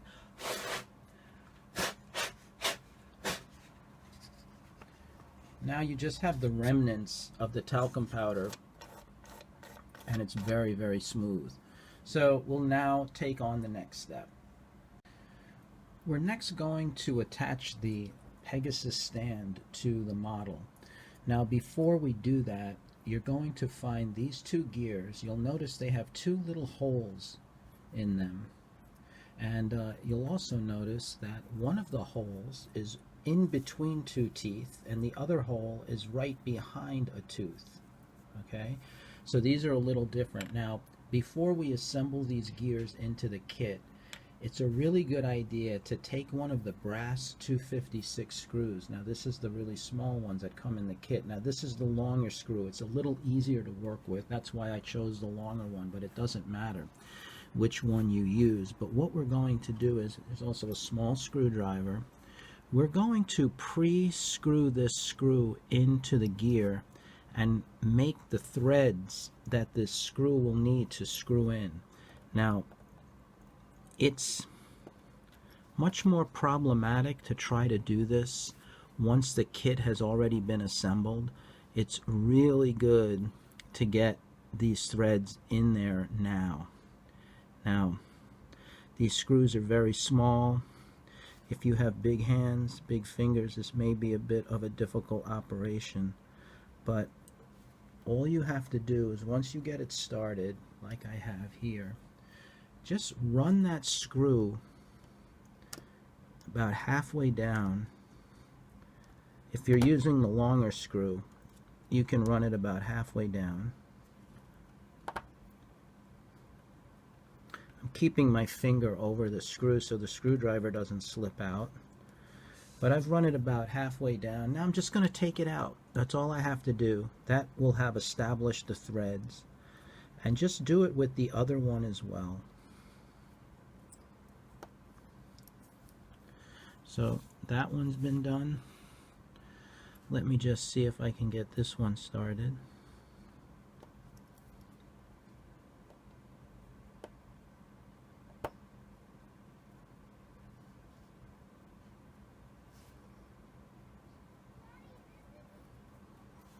Yeah, I have that one started. Once you get it started, it's quite easy to run it down. Okay, that looks great. Now, I just kind of almost let that happen. If the screwdriver slips out of the screw and then scratches the surface of the gear, it may leave a little mark. So it's good to kind of keep your finger around it. I'm going to put this screw back in the bowl, and I'm going to put my screwdriver there for now. And now we can assemble the ladder onto the kit. Okay, we're now going to attach the Pegasus stand to the end of the ladder, which will go right here. Before you do this step, you should gather these parts. Now we're going to just use one of these gears for now. Like as I mentioned before, the hole in this particular gear is in between two teeth, and the other one is behind a tooth. So one of these gears goes on the right and one of them goes on the left. It doesn't matter which one you use, but I'll just arbitrarily, I'll use the one that has the hole with the right behind the tooth. And to do this assembly, let's just see if we can make this happen.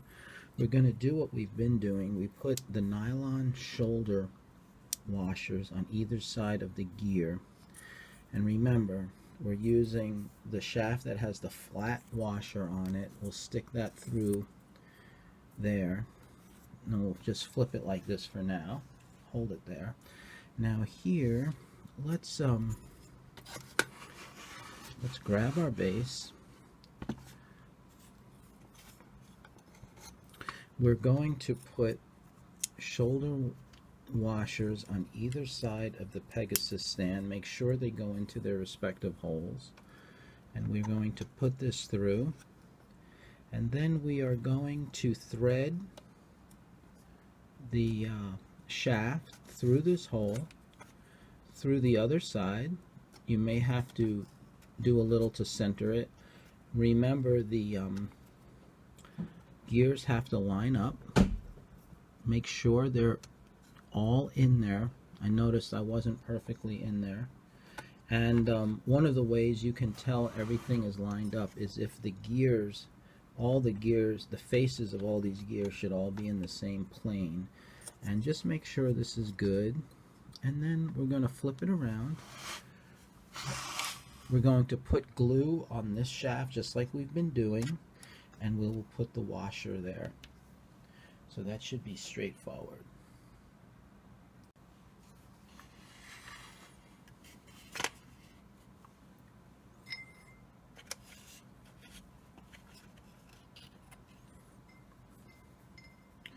I'm going to grab my paintbrush, and I'm going to get some glue right in these corners, just like we've been doing before. We're going to place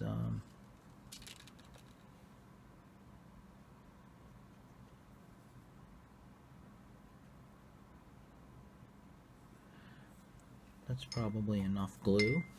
Now again, make sure all of these various washers and things have seated themselves properly. And then let me just put this down. I can lift this up a little bit, and we'll put the washer in its place. Again, we're going to push on this like we've done in the past. See if any glue comes out. Now, no glue came out. Oh, a little bit did. I'll get that. A little glue came out of the bottom right there. I'll just get that real easily. And then I will just hold this here. Just pushing this together. And again, we should let this washer dry a little bit better, but that looks terrific. I'm just going to lay that down there and let it dry. We're going to mount this final gear into its position on the end of the Pegasus stand. So I just want to point out something that's important. There's a hole here, which in this case is right in between two teeth. And if you remember, this other gear here had a hole that was right behind a single tooth. That hole may be a little hard to see, but it's right there. When these two gears mesh, it's important that those two holes be lined up with each other. So when we put this in position, we have to make sure of that. The other thing is, what we need to finish this is we actually need two of the washers with crosses in them that are 0.11 thick. That's the thicker ones. We need one of these washers, which is the 1/16 thick one. That's the thinner one. And we need two of the nylon shoulder bolts. So to finish this construction, keep in mind we've also already run the screw down that hole. But we're going to put the two shoulder washers in position on either side of the gear. We'll slide the shaft in as such. And now we're going to, let me move this into position. We're going to need, let me see in the order that I'll put it in. I think I will use one of the thicker washers. This is one of the thicker ones. I will put that on this shaft first. And then I will follow that up with the skinny washer. So this is the 1/16 washer. So we've got two wooden washers here, a thicker one and a thin one. And now everything should work out. I'm going to slide this into the Pegasus stand right here. Make sure the camera can see that. Make sure the hole is lined up with the other gear. That is very critical. So let me just make absolutely certain. As you can see, these two holes are lined up. Get it closer to the camera. You can see those two holes are lined up. You can also see that the spacing is right because the gears are all in a line as well.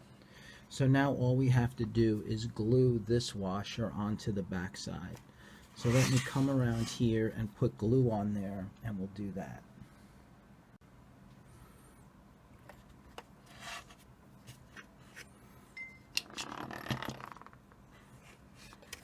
I might lean this on the bowl if I can. Let me see if I can lean this like that. That's good.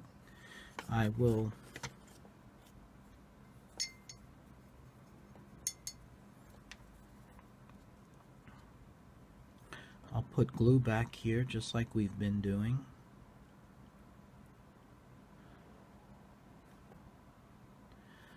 That was a pretty good amount of glue I put on, so I'm going to try to spread it around. That looks good. And now we will put this washer in place.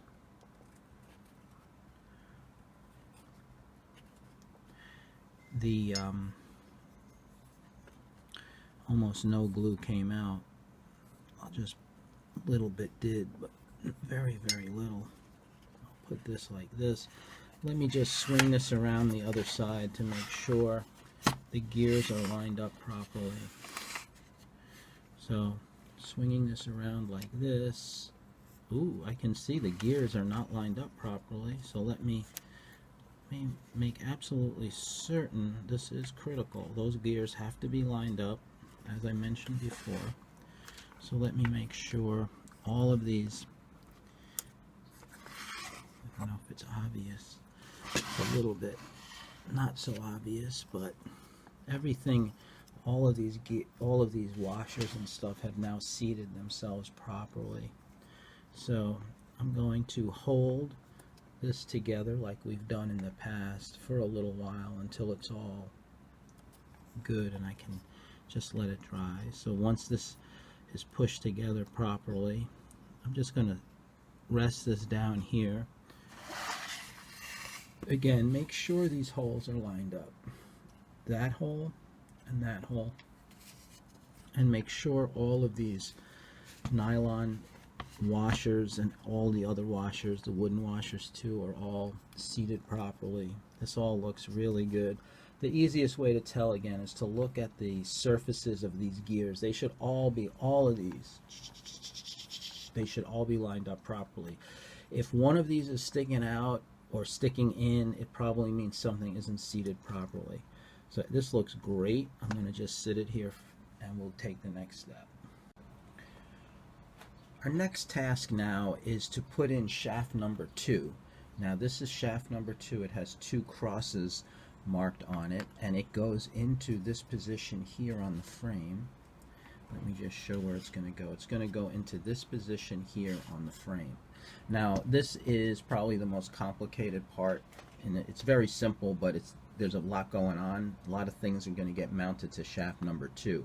So what you need to gather are 2 of the larger nylon shoulder washers. These are for the 3/8 shaft.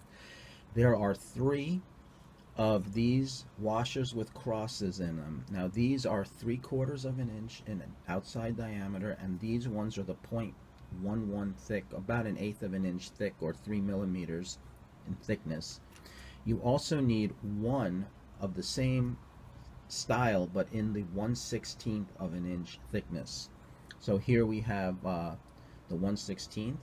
We have the 18-tooth gear. We have a 12-tooth gear with the cross in the middle. So you're going to need that. You're going to also need a 24-tooth gear with a cross in the middle. And you're also going to need the lower link that we made from the previous session. So gather all those parts and let's put it together. Alright, let's start by grabbing shaft number 2. We're going to take the 18-tooth gear. There's sometimes a better side and a worser side, as always with the laser cutting, so put the good side, or the side you like, on the outside. Thread the shaft number 2 through that gear, and then on this side you're going to take, doesn't matter which order you put it in, but this is the 1/16 washer. I'm going to slide that down just like that, and now the 3 millimeter or approximately 1/8 thick washer is going to go on next. Let's just get that in, and we can put the nylon shoulder washer in with the flange facing out like this. Okay, now I'm going to move some of these other things to the side, but have them at the ready because you will need them. Let's bring the frame into view.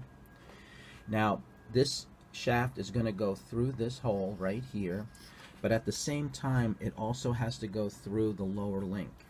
So let me just, may have to raise the ladder section so you can slide the lower link in. Let me make sure the light is good. You see I'm sliding the lower link into the frame right here. It goes in between the 2 pieces of the frame. And now I'm going to put this shaft through that hole, thread it on through. It's going to engage with this gear up here. Now, just want to give a quick warning. If you allow this to lower all the way down the ladder, you can engage both of these gears. Both of these 2 gears can get engaged with this gear, which will completely cause a complete lockup situation. So just make sure you lift the ladder up enough so that you just have this gear engaging. Now, as you put this shaft in, you have to make sure, as usual, that all of these washers get seated. On this side, we're going to put the other nylon shoulder washer, and again, make sure it goes into the hole. I have to wiggle it around a bit to get it to go into that hole, so just make sure it goes in. That's going to be followed by the 12-tooth gear, another spacer. These are all the 3mm 1/8 inch spacer. The only thin washer is the one we've used already. That's going to go in there. The 24-tooth gear will go on next, just like that. And then we're going to glue this on like we've done with these other washers up here. Okay, so that's the basic construction. Let me get some glue. Now, before you glue in that washer, just make, again, absolutely certain that all of these spacers and nylon shoulder washers have all seated themselves properly up against the frame. And once you're 100% convinced of that, I will just put the glue right in that area we've been putting it in.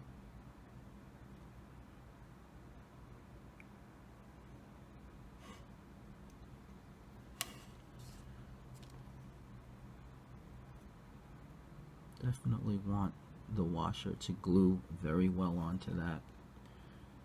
I'll spread this around a little. Alright, going to put the washer on. Let me push it up against that. Once again, get rid of all the excess water on my hand. Just take the brush and remove any excess glue that may have gotten on that gear. And then, as we've done in the past, we're going to push these two shafts together, squeezing it, making sure there's no slop, and making sure, again, everything's seated properly. And we'll just lift this up, make sure the lower link is free to move. That looks good. The lower link doesn't fit that tightly in there, which is what we really don't want it to anyway. And we'll just make sure this dries. We'll let this dry for a while. Go on to the next step. Okay, the next thing we're going to do is put in shaft 1. So grab shaft 1 with the one little cross on it, and these are the other parts you're going to need. Grab the handle that we made earlier. This is an 8-tooth gear with the cross in it. These are 5 of the 3/4 inch outside diameter washers. They're all the 3mm or 1/8 inch thick washers. None of these are the thin washers. And 2 nylon shoulder washers. And it's going to go in, that's going to go in right here. Now, to do this construction, this is what we're going to do. Grab shaft number 1, grab one of these washers. I'm going to first slide this washer onto this shaft, just like this. Then we're going to put one of the nylon shoulder washers with the flange on this side. Let me just move these parts over. We'll bring over the frame, and we will slide shaft number 1 right through here until the shoulder washer goes into that hole. On this side, we will put another or the other shoulder washer. Make sure it goes into its hole. And now you're going to need, I believe, 3 of these spacers. So let me just see if this all works out. We're putting in 3 of the 3mm thick spacers right here. Then the 8-tooth gear. Make sure you mesh it with the other gear next to it, so when that goes in, and again, the faces of these gears should line up. Make sure you put in 1 more washer as another small spacer to give the handle a little gap, and then the handle is going to get glued on like that. So that looks perfect. Time to put some glue on.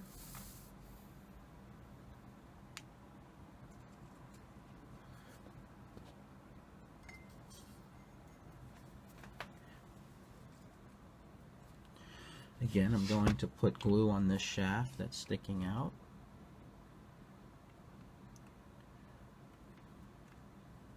I'm going to put a little more glue than I usually do because this is the handle, and we really want to make sure it's very, very, very secure.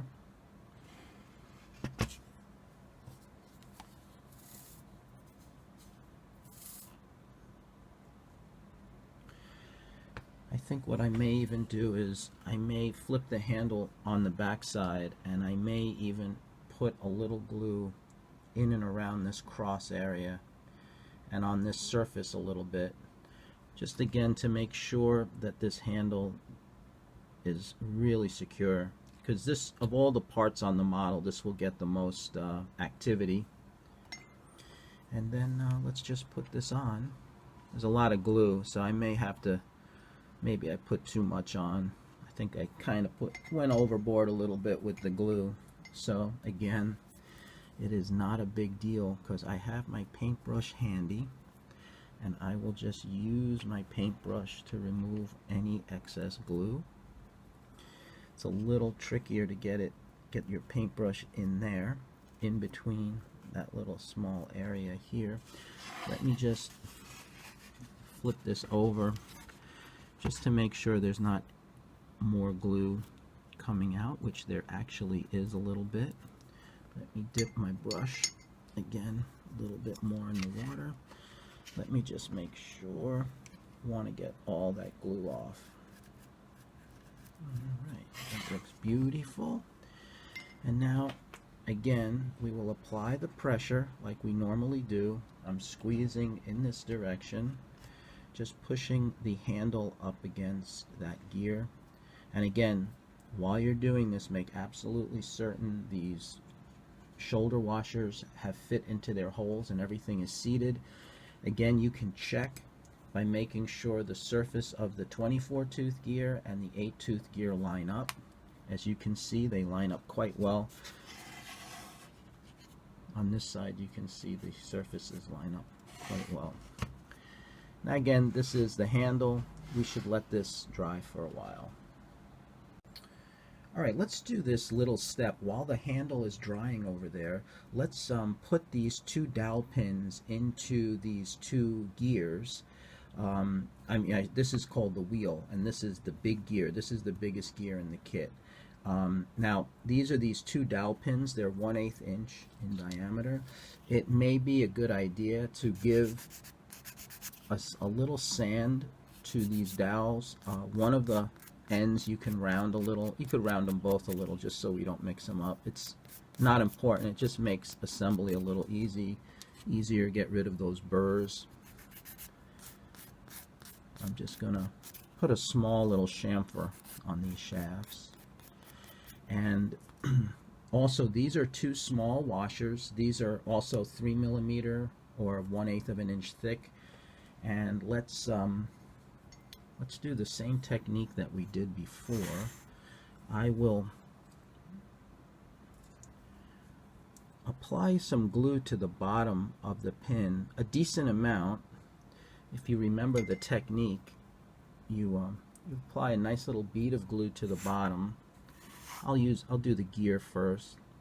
I'm going to stick this pin right through that hole. Make sure it goes all the way down. You can even tap it with something. Use the back of my X-Acto knife to just tap that down. You'll notice some glue came out the top, which is perfect, and now I can just slide this washer over it without having to use any more glue. Just put that down like that, and if any glue does come out, and I think you can see right there, there is some glue. Just, again, pick it up with the paintbrush. Got a little glue in that window of the gear. Don't know if that might have been out of the camera's view, but I had a little glue go into that little corner of the window. And just check to make sure that the pin is not protruding beyond the bottom, but it's at the bottom. Let's just quickly do the same exact thing.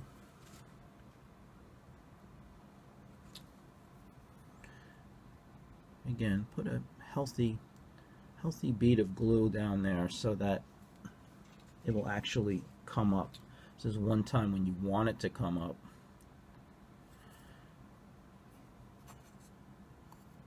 Push that pin through that hole. Put the washer on top of that. Let's just push that down.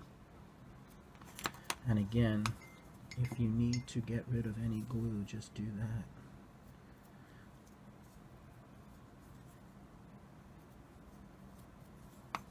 Alright, that's all there is to it. And we can set those aside. We'll be using them real soon. Alright, the next step will be to put in shaft 3. So find shaft 3, the one with the 3 crosses on it, and it goes into the part of the kit right here. It goes right into this part of the frame. And make sure you gather these parts. So you have a 24 tooth gear, 12 tooth gear, both with the cross. 4 of the 3/4 inch washers that are 3mm or 1/8 inch thick. No, none of these are the thin ones. And these are the 2 nylon shoulder bolts, or shoulder washers I should say. And the construction is quite simple. So we're going to start by sliding the 12 tooth gear, and again, make sure you have the nicer side of that gear facing outward. We're going to slide that into the shaft like that, and then 3 of these spacers are going to go behind it. So 1, 2, and 3. This last one will be used to glue the shaft on. Now we'll put again a nylon shoulder washer with the shoulder on that side, and this is going to go through here. Let me put that in the camera's view. It's now going to slide through this hole. Now let me rotate the model around because this is a little tricky, but it's really pretty simple. Oops, my shaft fell out. There's my shaft. Now on this side of the model you are going to have to put the other nylon shoulder washer. Okay, and I'm going to just back up this shaft a little bit, and again make sure you have the nicer side of the gear, or the side you like better. Again, I kind of like the burn, so I might put the burn side on the outside. Now I'm going to slide this gear in until it meshes with the gear in here, the 12 tooth gear behind it, and then I'm going to thread the shaft in. Okay, it may take a little lining up to do this. There she goes, going right in, no problem. Now again, before you glue this shaft, make absolutely certain that the shoulder bolts are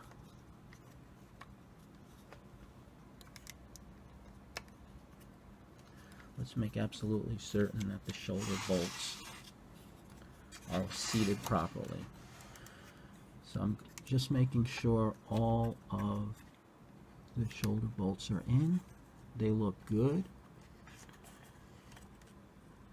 And now we can just glue this shaft in with the washer on this side.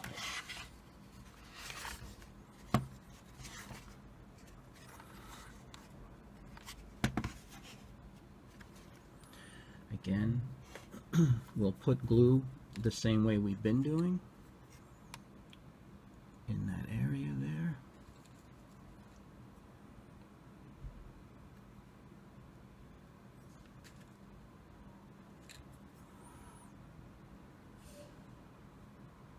All around. Make sure that you get a nice amount of glue in there, and then we can secure this with the final washer. Make sure you push it on all the way, and again we will hold this together until it feels like it's dry. If you're careful, you can, let me just make sure this is in the camera. You can rotate very gently the entire ladder structure up. Don't force anything. If it doesn't want to go up, don't try to force it. But you can flip this entire thing over to the other side just to make sure you can see that everything is seated properly on this shaft, on shaft number 3. So I'm just holding the washer in just until the glue, sticks it so it won't move anymore. Okay, we're now going to put in this little 2-inch long shaft. It goes underneath the Pegasus stand. It goes right through the lower link. It's going to connect the lower link to the Pegasus stand right there. And we're going to put these 2 washers as like little end caps. Now we don't want this shaft to be tight, we actually want it to be kind of loose. So just make sure you gather, these again are 3mm thick, 1/8 inch thick. They have 1/2 inch outside diameter, they're just little washers. I am going to glue, I think I'll start by just gluing one of them onto the end of the shaft. Now, I'm going to use the toothpick method, and I'm not putting the glue at the very end of the shaft because this washer is going to end up just a little bit away from the end of the shaft. The position of this washer is super non-critical. You just want to make sure it's not so tight that you can't get the rod through. That would be bad. Well, you'll see what I'm talking about in a second. I'm going to push the washer up through the bottom like I've done in the past so that the glue will tend to come up just like this. Now I'm going to put that washer with maybe anywhere from 1/8 of an inch to 1/16 of an inch of the shaft sticking up. You don't want to glue the washer too far down because otherwise it won't be long enough to get through the 2 pieces. Any glue that came off you can grab and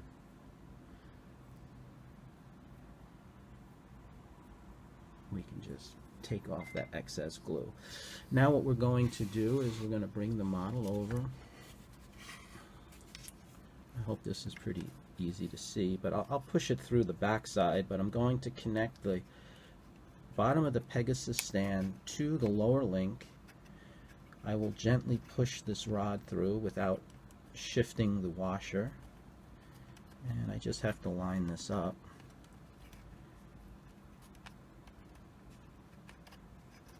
There she goes, and she's through.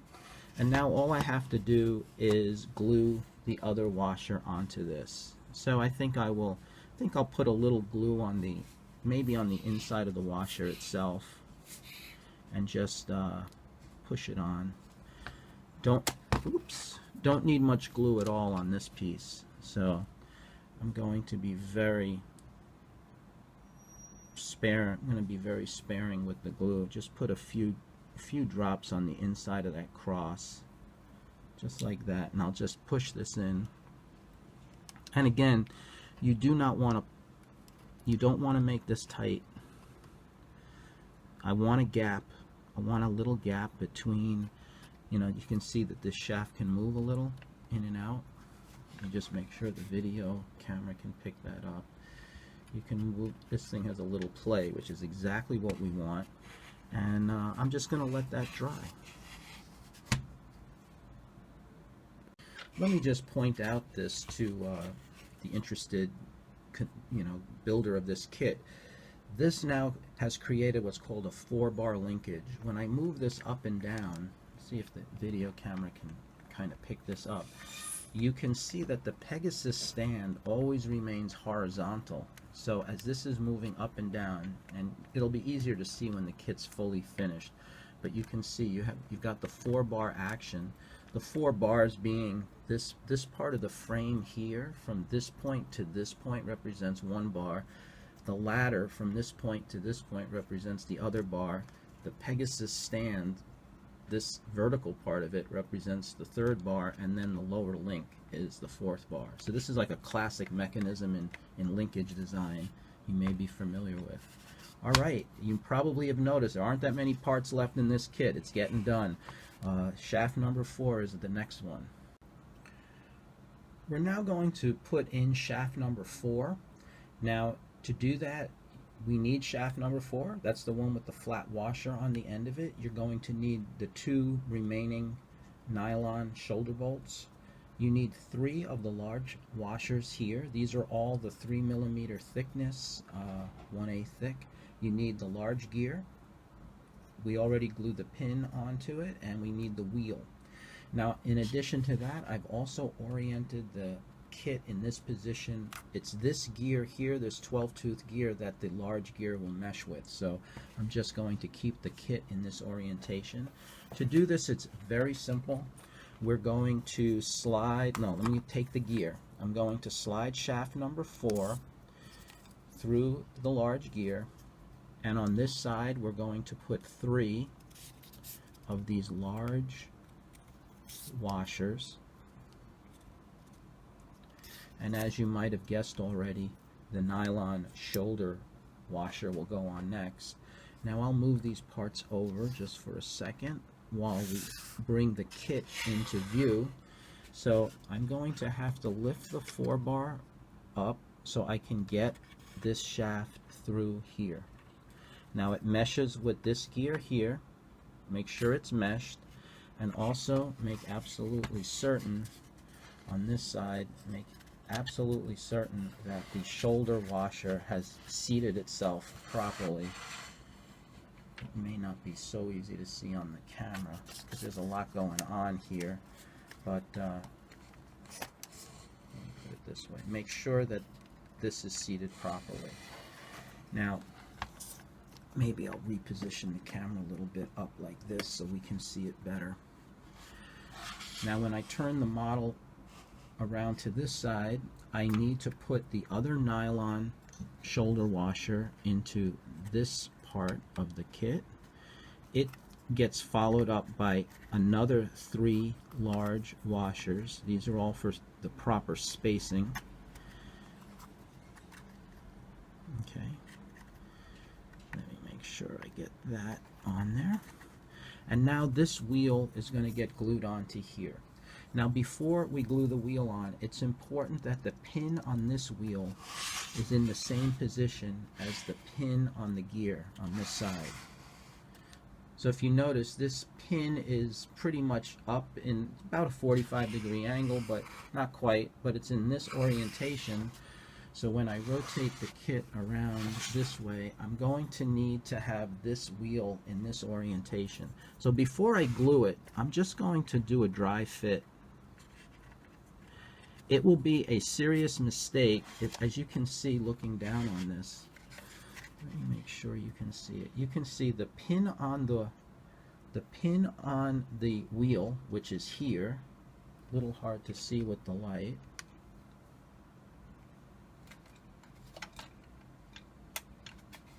There we go. That's much better. The pin on this wheel is in the same orientation as the pin on the gear.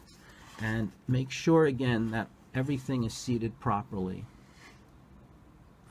Once you're convinced and happy with that fit, we can now glue it. Now remember, don't lose the orientation of this pin. If this gets rotated 90 degrees and the pins don't line up, the kit will not work, and you'll have to somehow pull the wheel off. It won't be easy once the glue dries. So this is a super critical step to get correct, and it's one of the few parts of the model where if you don't do it right, it really will cause a lot of problems. So I'm putting my glue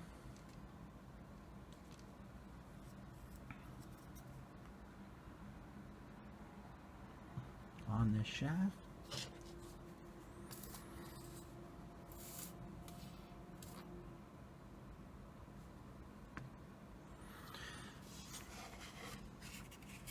This is a pretty big washer, and it could handle a pretty good amount of glue. It'd take a lot of glue for it to ooze out. So that's a lot of glue. So once again, can't emphasize this enough. The pin on this is sticking out here.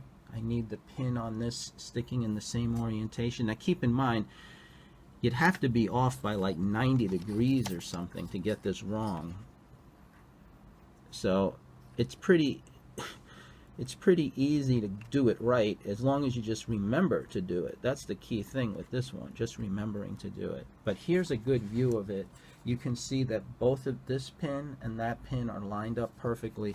I don't know how well the camera is seeing it, but the two washers are nicely seated together, and now I want to squeeze these two together. So again, I'm holding this together just like we've done in the past.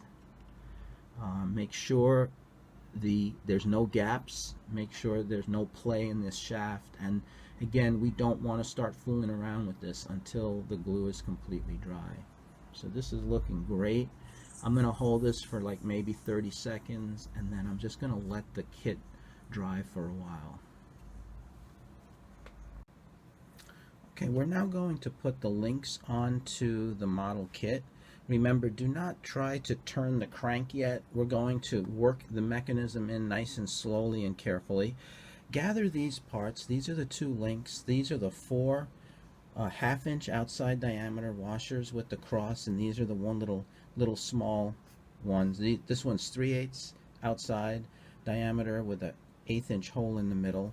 All of these are the 3mm thick washers. None of them are the thin washers. Okay, so what we're going to do is we're going to start by putting one of these cross washers onto this shaft.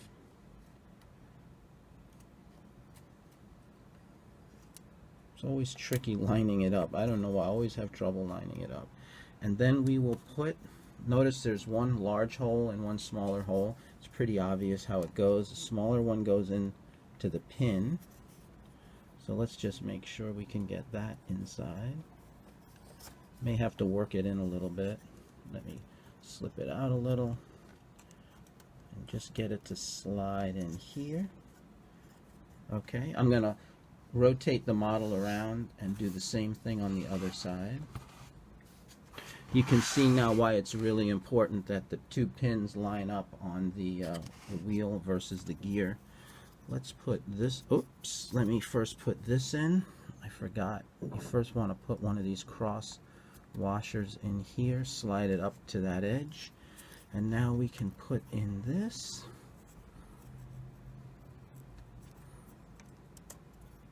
It's a bit of a tight fit, and we can just slide this in. Now to finish this assembly, all we have to do, I should have made sure this was in the video, but there you can see it. Bring it up. We can see this working now. To finish this assembly, all we have to do really is glue these on. I think I'm just going to apply glue to the outside, and I'm going to leave a little gap. There's no need to make this a very thin gap, but I'm going to slide this, leaving a very small gap. I don't know if the camera can see that. And I'm going to do the same thing on the top one.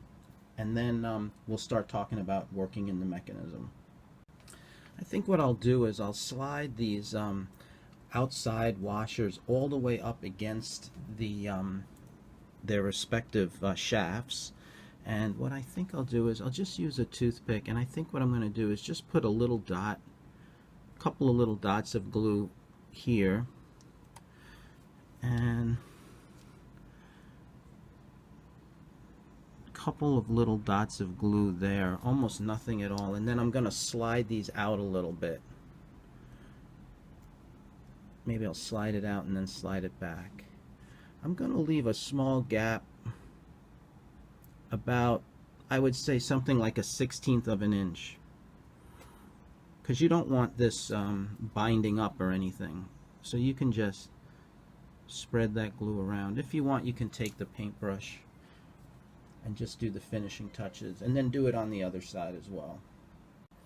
Okay, we've completed the entire lower section of the kit, and the only thing left really is the Pegasus figure, which mounts right on the top up here.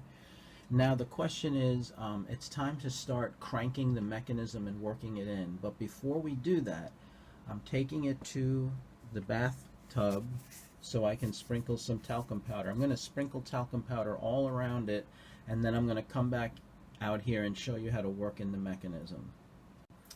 Okay, the kit's pretty large right now. It's hard to even get it into the entire video camera, but I have sprinkled quite a lot of talcum powder on this kit. Now, what I'm going to start doing is, and I hope this is clear on the video, I'm going to start cranking it slowly back and forth. Now, if it starts to jam up a little like this, I'm not going to force it. Keep working the kit back and forth. Now, if some things get stuck, you may have to go over to them. You may have to flip the kit over to this side and keep working things back and forth like this. Do not at any time force it. If for some reason, like right now, it just doesn't want to go, if I don't want to continue to force it, it actually went, but I shouldn't do it. It's kind of stuck here, so keep going backwards and forwards and keep working it in. Now you have to understand, this thing is almost like the transmission of a car. And you know what they say, you always have to work in a transmission of a car before it really starts to run right. So don't worry, just keep going back and forth, and eventually all of these spots are going to get good, and eventually this kit's action will become incredibly smooth. So I'm just going to keep working it back and forth. And here we go, it's starting to get good now. What's really amazing is after you get it working smoothly, it becomes incredibly smooth. So after a few rotations, the mechanism will become extremely good, and you'll have no problems with it at all. Now once you get it all worked in and working properly, and I recommend that you rotate this many times until it gets really smooth, then you can blow off all the talcum powder, and we'll then finish the kit up by mounting the Pegasus figure. Alright, I just want to show everybody that I've been cranking this a little bit for a couple of minutes. I then blew off all the talcum powder, and this is just the sweetest, smoothest mechanism I could ever hope to really achieve. And it also, make sure you run it backwards and forwards. It's sometimes in the very beginning, before you work in the mechanism, sometimes for some reason it prefers going in one direction. But like I said, you just keep working it nice and slowly, and now it's just so smooth and beautiful. And you know, it even smells like a baby because of the baby powder. Oh, it smells lovely. Anyway, this is excellent. The only thing left to do is the Pegasus figure, which we have to make up and then mount. So it should be pretty straightforward. Okay, here are all the pieces you need to make the Pegasus figure. You have, this piece is called the extension. We'll talk about, it gets glued onto here. You have your two Pegasus profiles. You have two tails, two cams. These are all mirror images of each other. The profiles, the tails, the cams, the legs, front legs, rear legs, the two wings, and here are the pieces that make up the shaft, the shafts, the front shaft and rear shaft of the Pegasus figure. These pieces here, these, I guess it's 6 pieces, these are all 1/16 of an inch thick wood. Okay, and everything else is the 3mm plywood. And let's start. We'll take it slowly. I think we'll first glue the extension onto the back of the Pegasus figure, and I'll show you how to do that. Okay, the first thing we're going to do is glue this extension piece on. So take the Pegasus figure with the extension and flip it over. This is actually a doubler. I'm going to apply glue to one side of it. It really doesn't matter which one, but I'll apply it to the less nice looking side. Just get a nice uniform coat of glue, and just remember there's a little bit of asymmetry. That this distance is longer than the one on the other side. It's the longer distance that goes up. It'll be obvious though, the holes have to line up with each other. So just place this on top of the Pegasus figure. You can pick it up in your hand to make sure it's lined up pretty well on the sides and on the bottom. And then all you have to do really is just hold it down for a little while. Again, the glue is so aggressive. We already know by now how aggressive this glue is, and we're going to set this to the side because we have other things to do as well. So let's just set that to the side.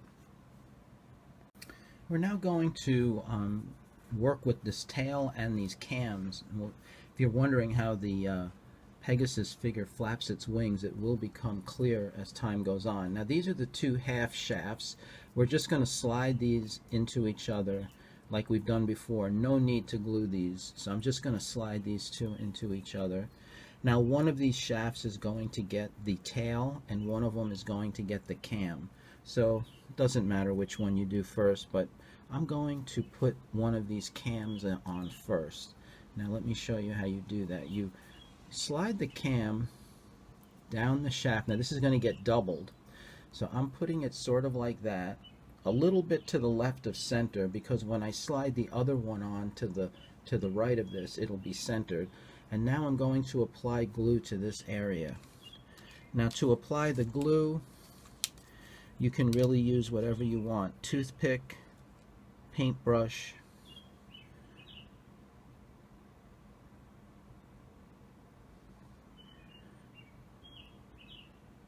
I hope the video's picking this up, but I'm putting glue in that corner area that we've done so many times because we don't want this cam to be able to slide along this shaft. But I put a fair amount of glue on there. Now slide the other half on and make sure it's oriented properly so that when it comes together, these two will mate properly. So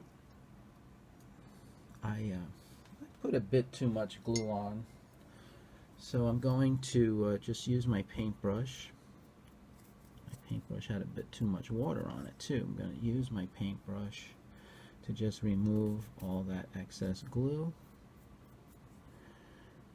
So there's only two things you really have to be a little concerned about in this operation. One is make sure the two shafts are not slid beyond center so that they're still lined up on these ends here, and then just make sure the cam is more or less centered. It really doesn't have to be absolutely perfect, but you know, the better the better. And try to make sure it's square on the shaft. I mean, none of these things are super critical. As I mentioned before, the kit is very forgiving. It can handle some little things that are off a little bit. But that looks pretty good to me. I'm going to set that aside. Now we're going to do the exact same thing with the tail. Now make sure the engraving is going to be on the outside, right? So we will apply glue to the inner side. Again, I'll slide this a little bit to the left of center.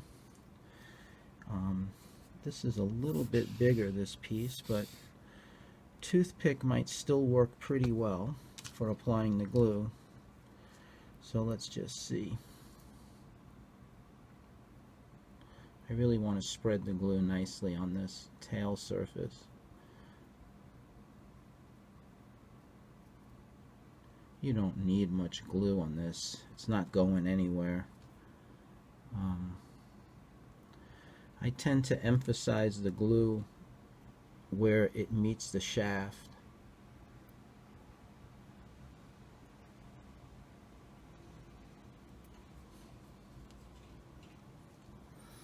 Maybe I'll put a little in that corner, in this corner where it goes into the shaft. Now, again, make sure the tail, the engraving is on the outside.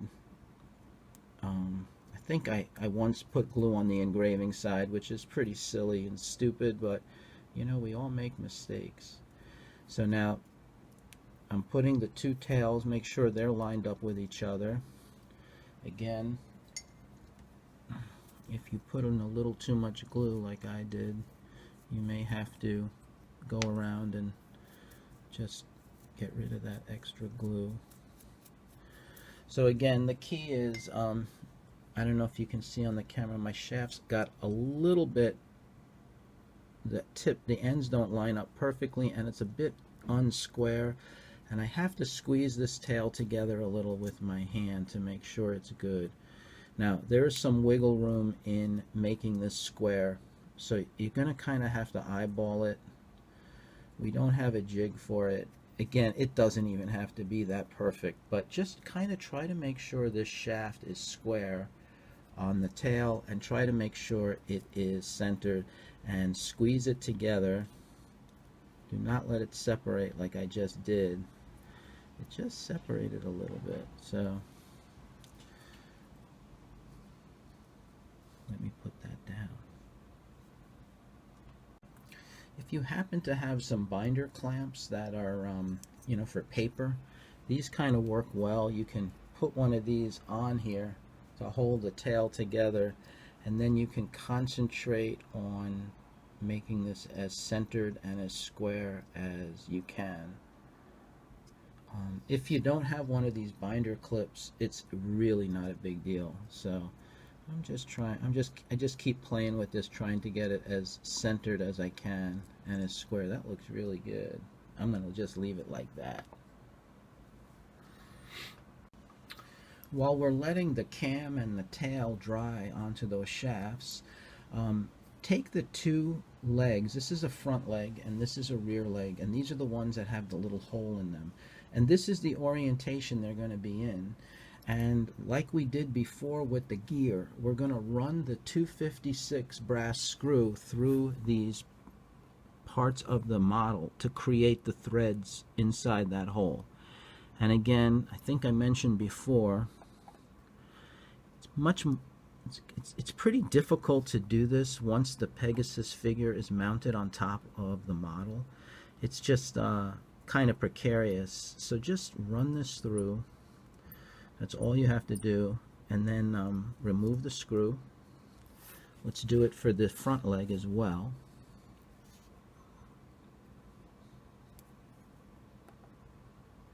These are some pretty small screws. Not as small as an eyeglass screw though.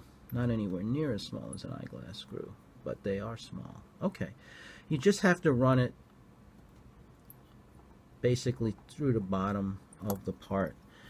And then I'm going to put it right back in my bowl so I don't lose it. And as soon as these parts dry, we will assemble the Pegasus figure. Once the extension piece has dried, you can then run the screw. Now this one's pretty easy to do because the upper hole is a little bigger. It clears the screw. Just create those threads just like we did in the feet, or the legs I should say. So there's two holes here that we have to drive this through just to create the threads. Again, just makes assembly, final assembly, a lot easier to do that. Okay, that looks terrific.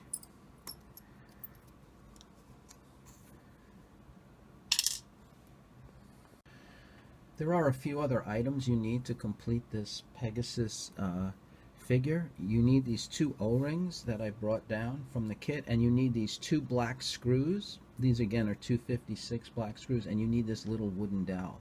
Now these black screws are going to serve two purposes. They're going to become the eye of the Pegasus figure, and they also hold in this small spacer. So let's start by, I'm going to put the small black 256 screw through the eye, and I'm going to screw the screw into this dowel. Now this dowel is supposed to have been pre-tapped, so it shouldn't be too terribly difficult to screw this in. It is a hardwood dowel though, so it may be a little bit, take a little force on your screwdriver to screw that in. Okay, so there you have, there's the eye of the Pegasus figure, and there's the spacer. Now what I'm going to do next is I'm going to take the wing. The wings are mirror images. I'm going to take the right wing and thread it through the body like this, and then we're going to take the O-ring and stretch it across this part of the wing. This, like, I call it the wing tab. Now the wings are, remember it's only 16th wood, so be gentle. Don't manhandle it because you don't want to crack that wing off. And you can just roll that O-ring down to the body of the Pegasus. Now this O-ring is made out of a material called EPDM. I used to use Buna O-rings. They proved to be, they used to crack after about a year. They would crack. These Buna, these PDMF ones are made out of a different material, and they work really, really well. This will allow the wing to move up and down and still hold it against the body. So that's sort of half of it. Now let's take the other figure. Let's take the other wing and slide that in like this. And let's also take the O-ring and slide it over the wing. You can either use your fingernails or the screwdriver or some other tool, anything you have lying around, but you don't want anything sharp. You don't want to break that O-ring. And again, this will allow it to go up and down. Okay, that looks very good. I'm going to grab this part of the Pegasus figure that has the spacer already mounted to it, and I'm going to mount the shaft that has the cam glued to it, gets mounted like this, and make sure the cam is over the wing tab, so the cam can hit that wing tab like in this orientation, like this. The tail is going to go like this.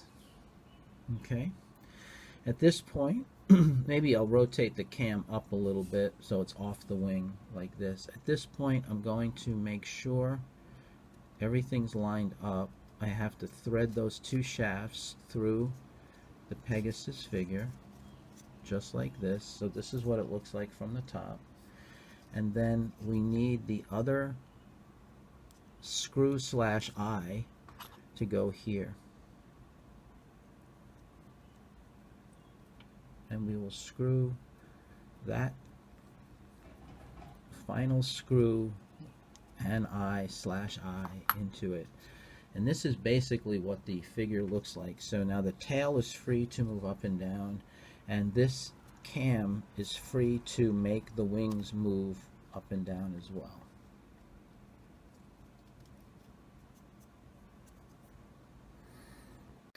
Now, if your wings don't go down enough, you may have to come in here with the screwdriver and slide the O-ring a little bit away from, let's see if the light can shine it. You may have to come in here and slide the O-ring a little bit away from the body of the Pegasus figure to give it a little clearance so the wing has a little bit more play going up and down. Figure works much better. So try to get it to the point where the wings kind of go down like that and they're free to go up like that. The next thing I'm going to do is place the front leg. Now again, the front leg is the one with the hole in it. Now because this is a square cross section shaft, this can be oriented in different ways. For example, I could put it in, let me just see, I'm having a little trouble lining it up. I could put the leg like that. I could rotate it 90 degrees and put it like this, but that certainly wouldn't be good. Or I could rotate it negative 90 degrees, and that would be too close in. So basically what you want to do is you want to find the position that looks just like that. And then what I'm going to do is just apply a little glue to the outside of that and hold it while it dries. So let me just do that right now. This requires a really small amount of glue, so I'm going to use the toothpick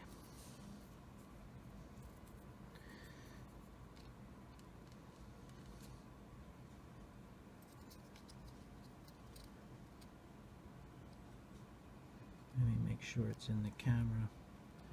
Just putting glue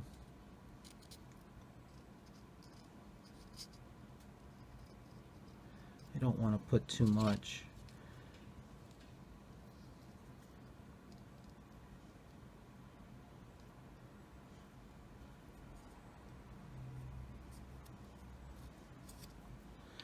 Let me get my paintbrush, try to get almost all the water out of it, and I'm just going to come around and just kind of push, remove any excess glue, but also push whatever is in there into any of the little gaps. And then as far as making sure this is square, it's really nice to, you want to make sure that the leg is parallel to this part of the figure. So like this piece of wood and the leg should be parallel. Don't let it splay out or splay in. And that looks really, really good. You can rotate the other side just to make sure nothing is sticking. But we applied the glue to the outside, so that should be fine. Now, the rear leg, put the tail in about that position, sticking up a little bit, and then try to find the right position for this tail leg, which is that. Okay? It can't be much more than that, because, I mean, if it was off by 90 degrees, plus or minus, it would be very obviously wrong. So these are the positions of these two legs. These look really, really good. Let me grab my toothpick again.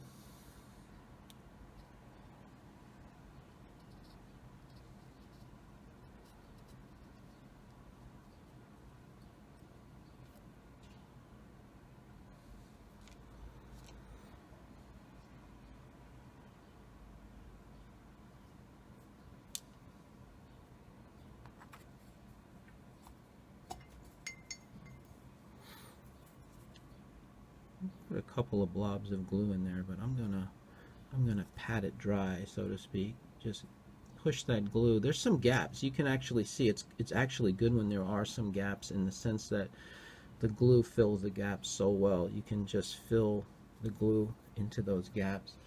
Let me just take one more swipe at,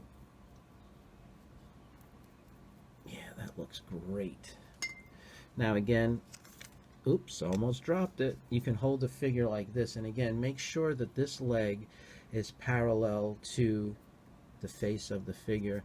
And you know, the tail is attached right now, so you can move it like this.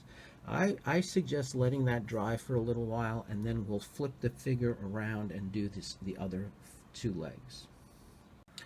Okay, these legs should be dry by now. Now you can see how the cam makes the wings flap. So when this front leg moves like this, the wings flap, and the linkages that we put on there will make that happen. Now let's flip the model over. The other front leg goes like that. It's slightly offset from the one behind it, and we'll just glue this in. I think the toothpick worked very well for this. So let me just put a little glue.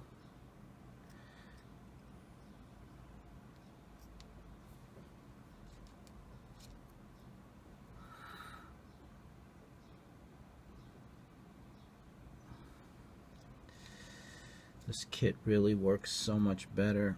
There were versions of this kit. Originally it was totally glued together. I was told nobody likes to glue things together, so the kit was redesigned to make it not be glued together. It really works so much better. It's easier to build too if you actually glue it together. So I'm banking on the fact that there's enough people out there that don't mind doing these simple gluing operations. You do have to admit they're pretty simple. Okay, so that's that leg. Now let's look at this rear leg. See exactly where this one ends up.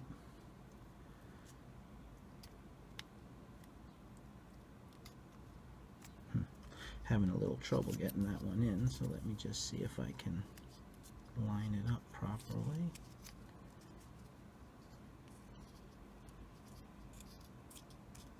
There we go.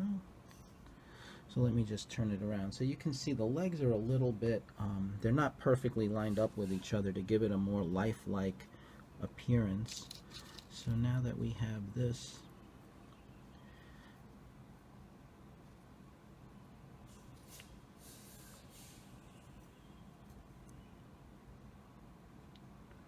putting my glue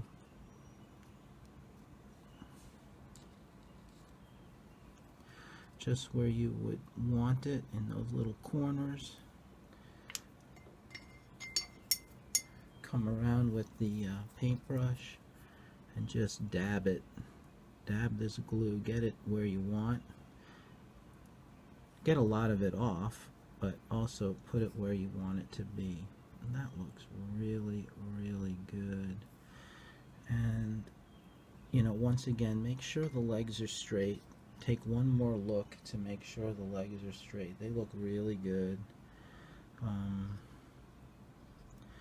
And I think what I'll do is I'll tape it to the table while it's drying.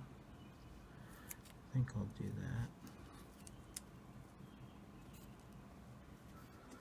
I don't know if you can see it. I'm taping it to the side of my table so that it can dry. Now I really don't want this thing to fall off, so let me also put the bottle of glue on it, and I'll come back in a little while when that's dry. Okay, I've completed the Pegasus figure. It looks really, really good, and you can see the flapping action looks pretty good too. And now what we're going to do is we're going to mount it to the rest of the model. Now I have here the 2 brass links that come in the kit. These are solid brass links, and I have a little wire that has some washers, some very small washers on it, and then I have these 6 screws. These are 2 of them are a 1/4 inch long and 4 of them are 3/8 inch long. So what we're going to do is we'll first mount the Pegasus figure onto the Pegasus stand using 2 of these long screws. So I'm going to put the rest of this aside and we will start the mounting process. Okay, this may be a little difficult for me to film and do at the same time, but here's the Pegasus figure. It is going to get mounted behind the stick, the extension stick on the Pegasus stand, and you grab one of the longer 3/8 long screws and it should go right in this hole. Now the first hole on the Pegasus figure is a clearance hole, so it's actually not too terrible getting this going. Now we've pre-threaded this ahead of time, so I'm going to just screw this down. Now you'll notice there's a slot that allows for some adjustment in the height of the figure. So for now I'm just going to put the figure right in the middle of the slot. And I'm not going to tighten it too much, just enough to keep it from moving up and down.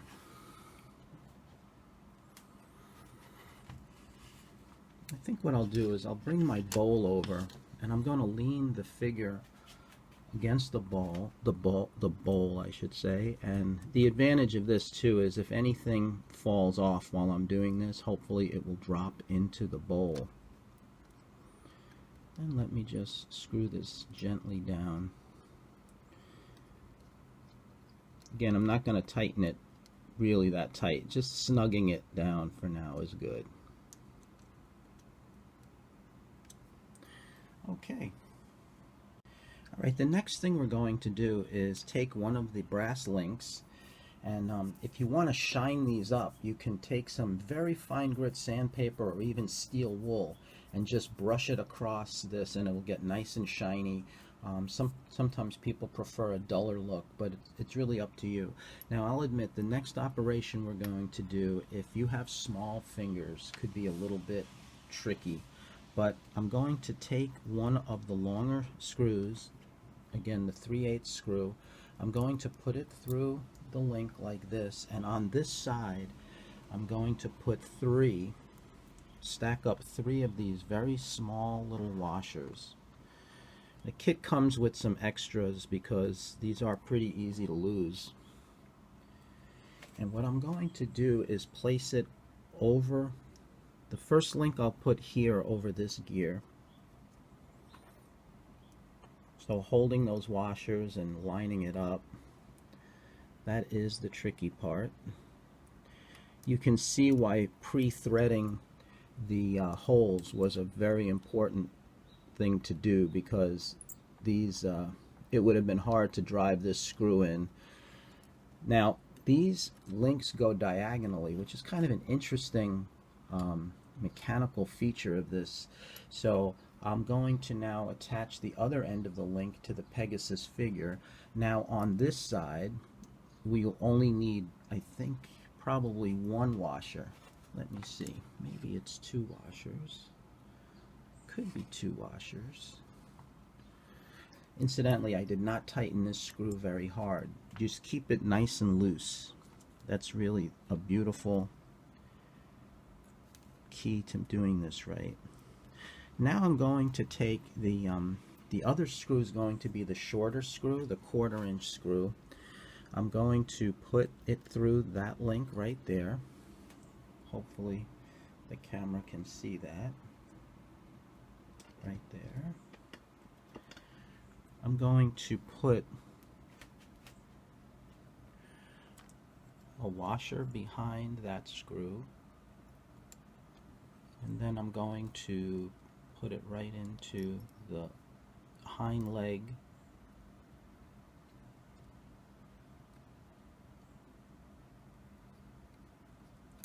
and again, we do not want to tighten these screws anywhere near all the way down. Just like that is perfect. And now we're going to do the same operation on the other side. I've grabbed the second link. I'm going to again put 3 of these small little washers down the back side where the screw is protruding.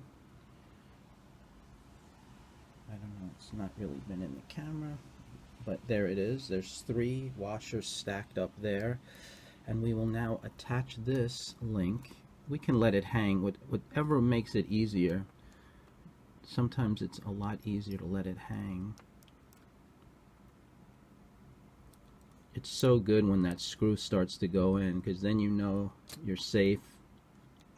Again, I'm not gonna not tightening it down. We will finish this up by maybe I will come back a little bit with the camera. We will put this screw into this link. A single washer will go under that and up to the front leg. And we will just tighten this. As I say, we tighten it, but we don't really tighten it. We keep it nice and loose.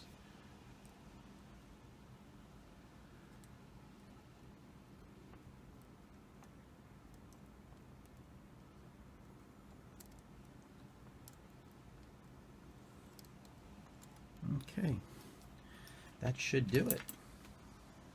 Okay, with the Pegasus figure on top of the kit, and we're now still in those, we're basically in the middle of those slots. You can try the kit now, and you'll notice that the Pegasus's wings are flapping, and his tail is waving as well, so you can see that in the video. Now, the purpose of this slot is to adjust the Pegasus figure to get maximum movement in the wings. So the way you do this is you crank the mechanism until the wings are at their highest location, which is about right there. And we can now, I don't know if this makes sense, it'll kind of be more clear when you actually do it, but if you lower the Pegasus figure down, the wings will actually go up. So if I hope I can get this in the video, in the camera, but if I loosen these screws a little bit,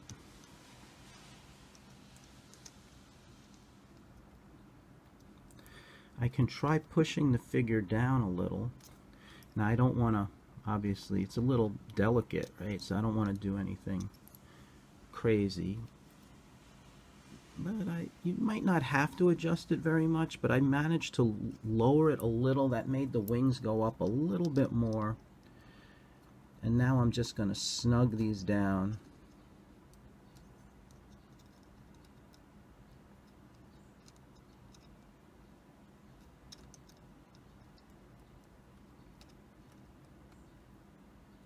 There we go. And now let's see if we get just a little more action. Oh yeah, Wings are going up a little bit more now. Let's see if it lowers itself into the video, and you can see that. So this basically completes the entire kit. Now I'll come out and film it in front of a nice background just so that we can get a full view of how it looked. Okay, here's the completed kit in all its glory, in full view. I'll move it up and down a few times so we can see the action, watching the wings flap, the tail wave, and the entire figure moving up and down as if Pegasus is flying through the air.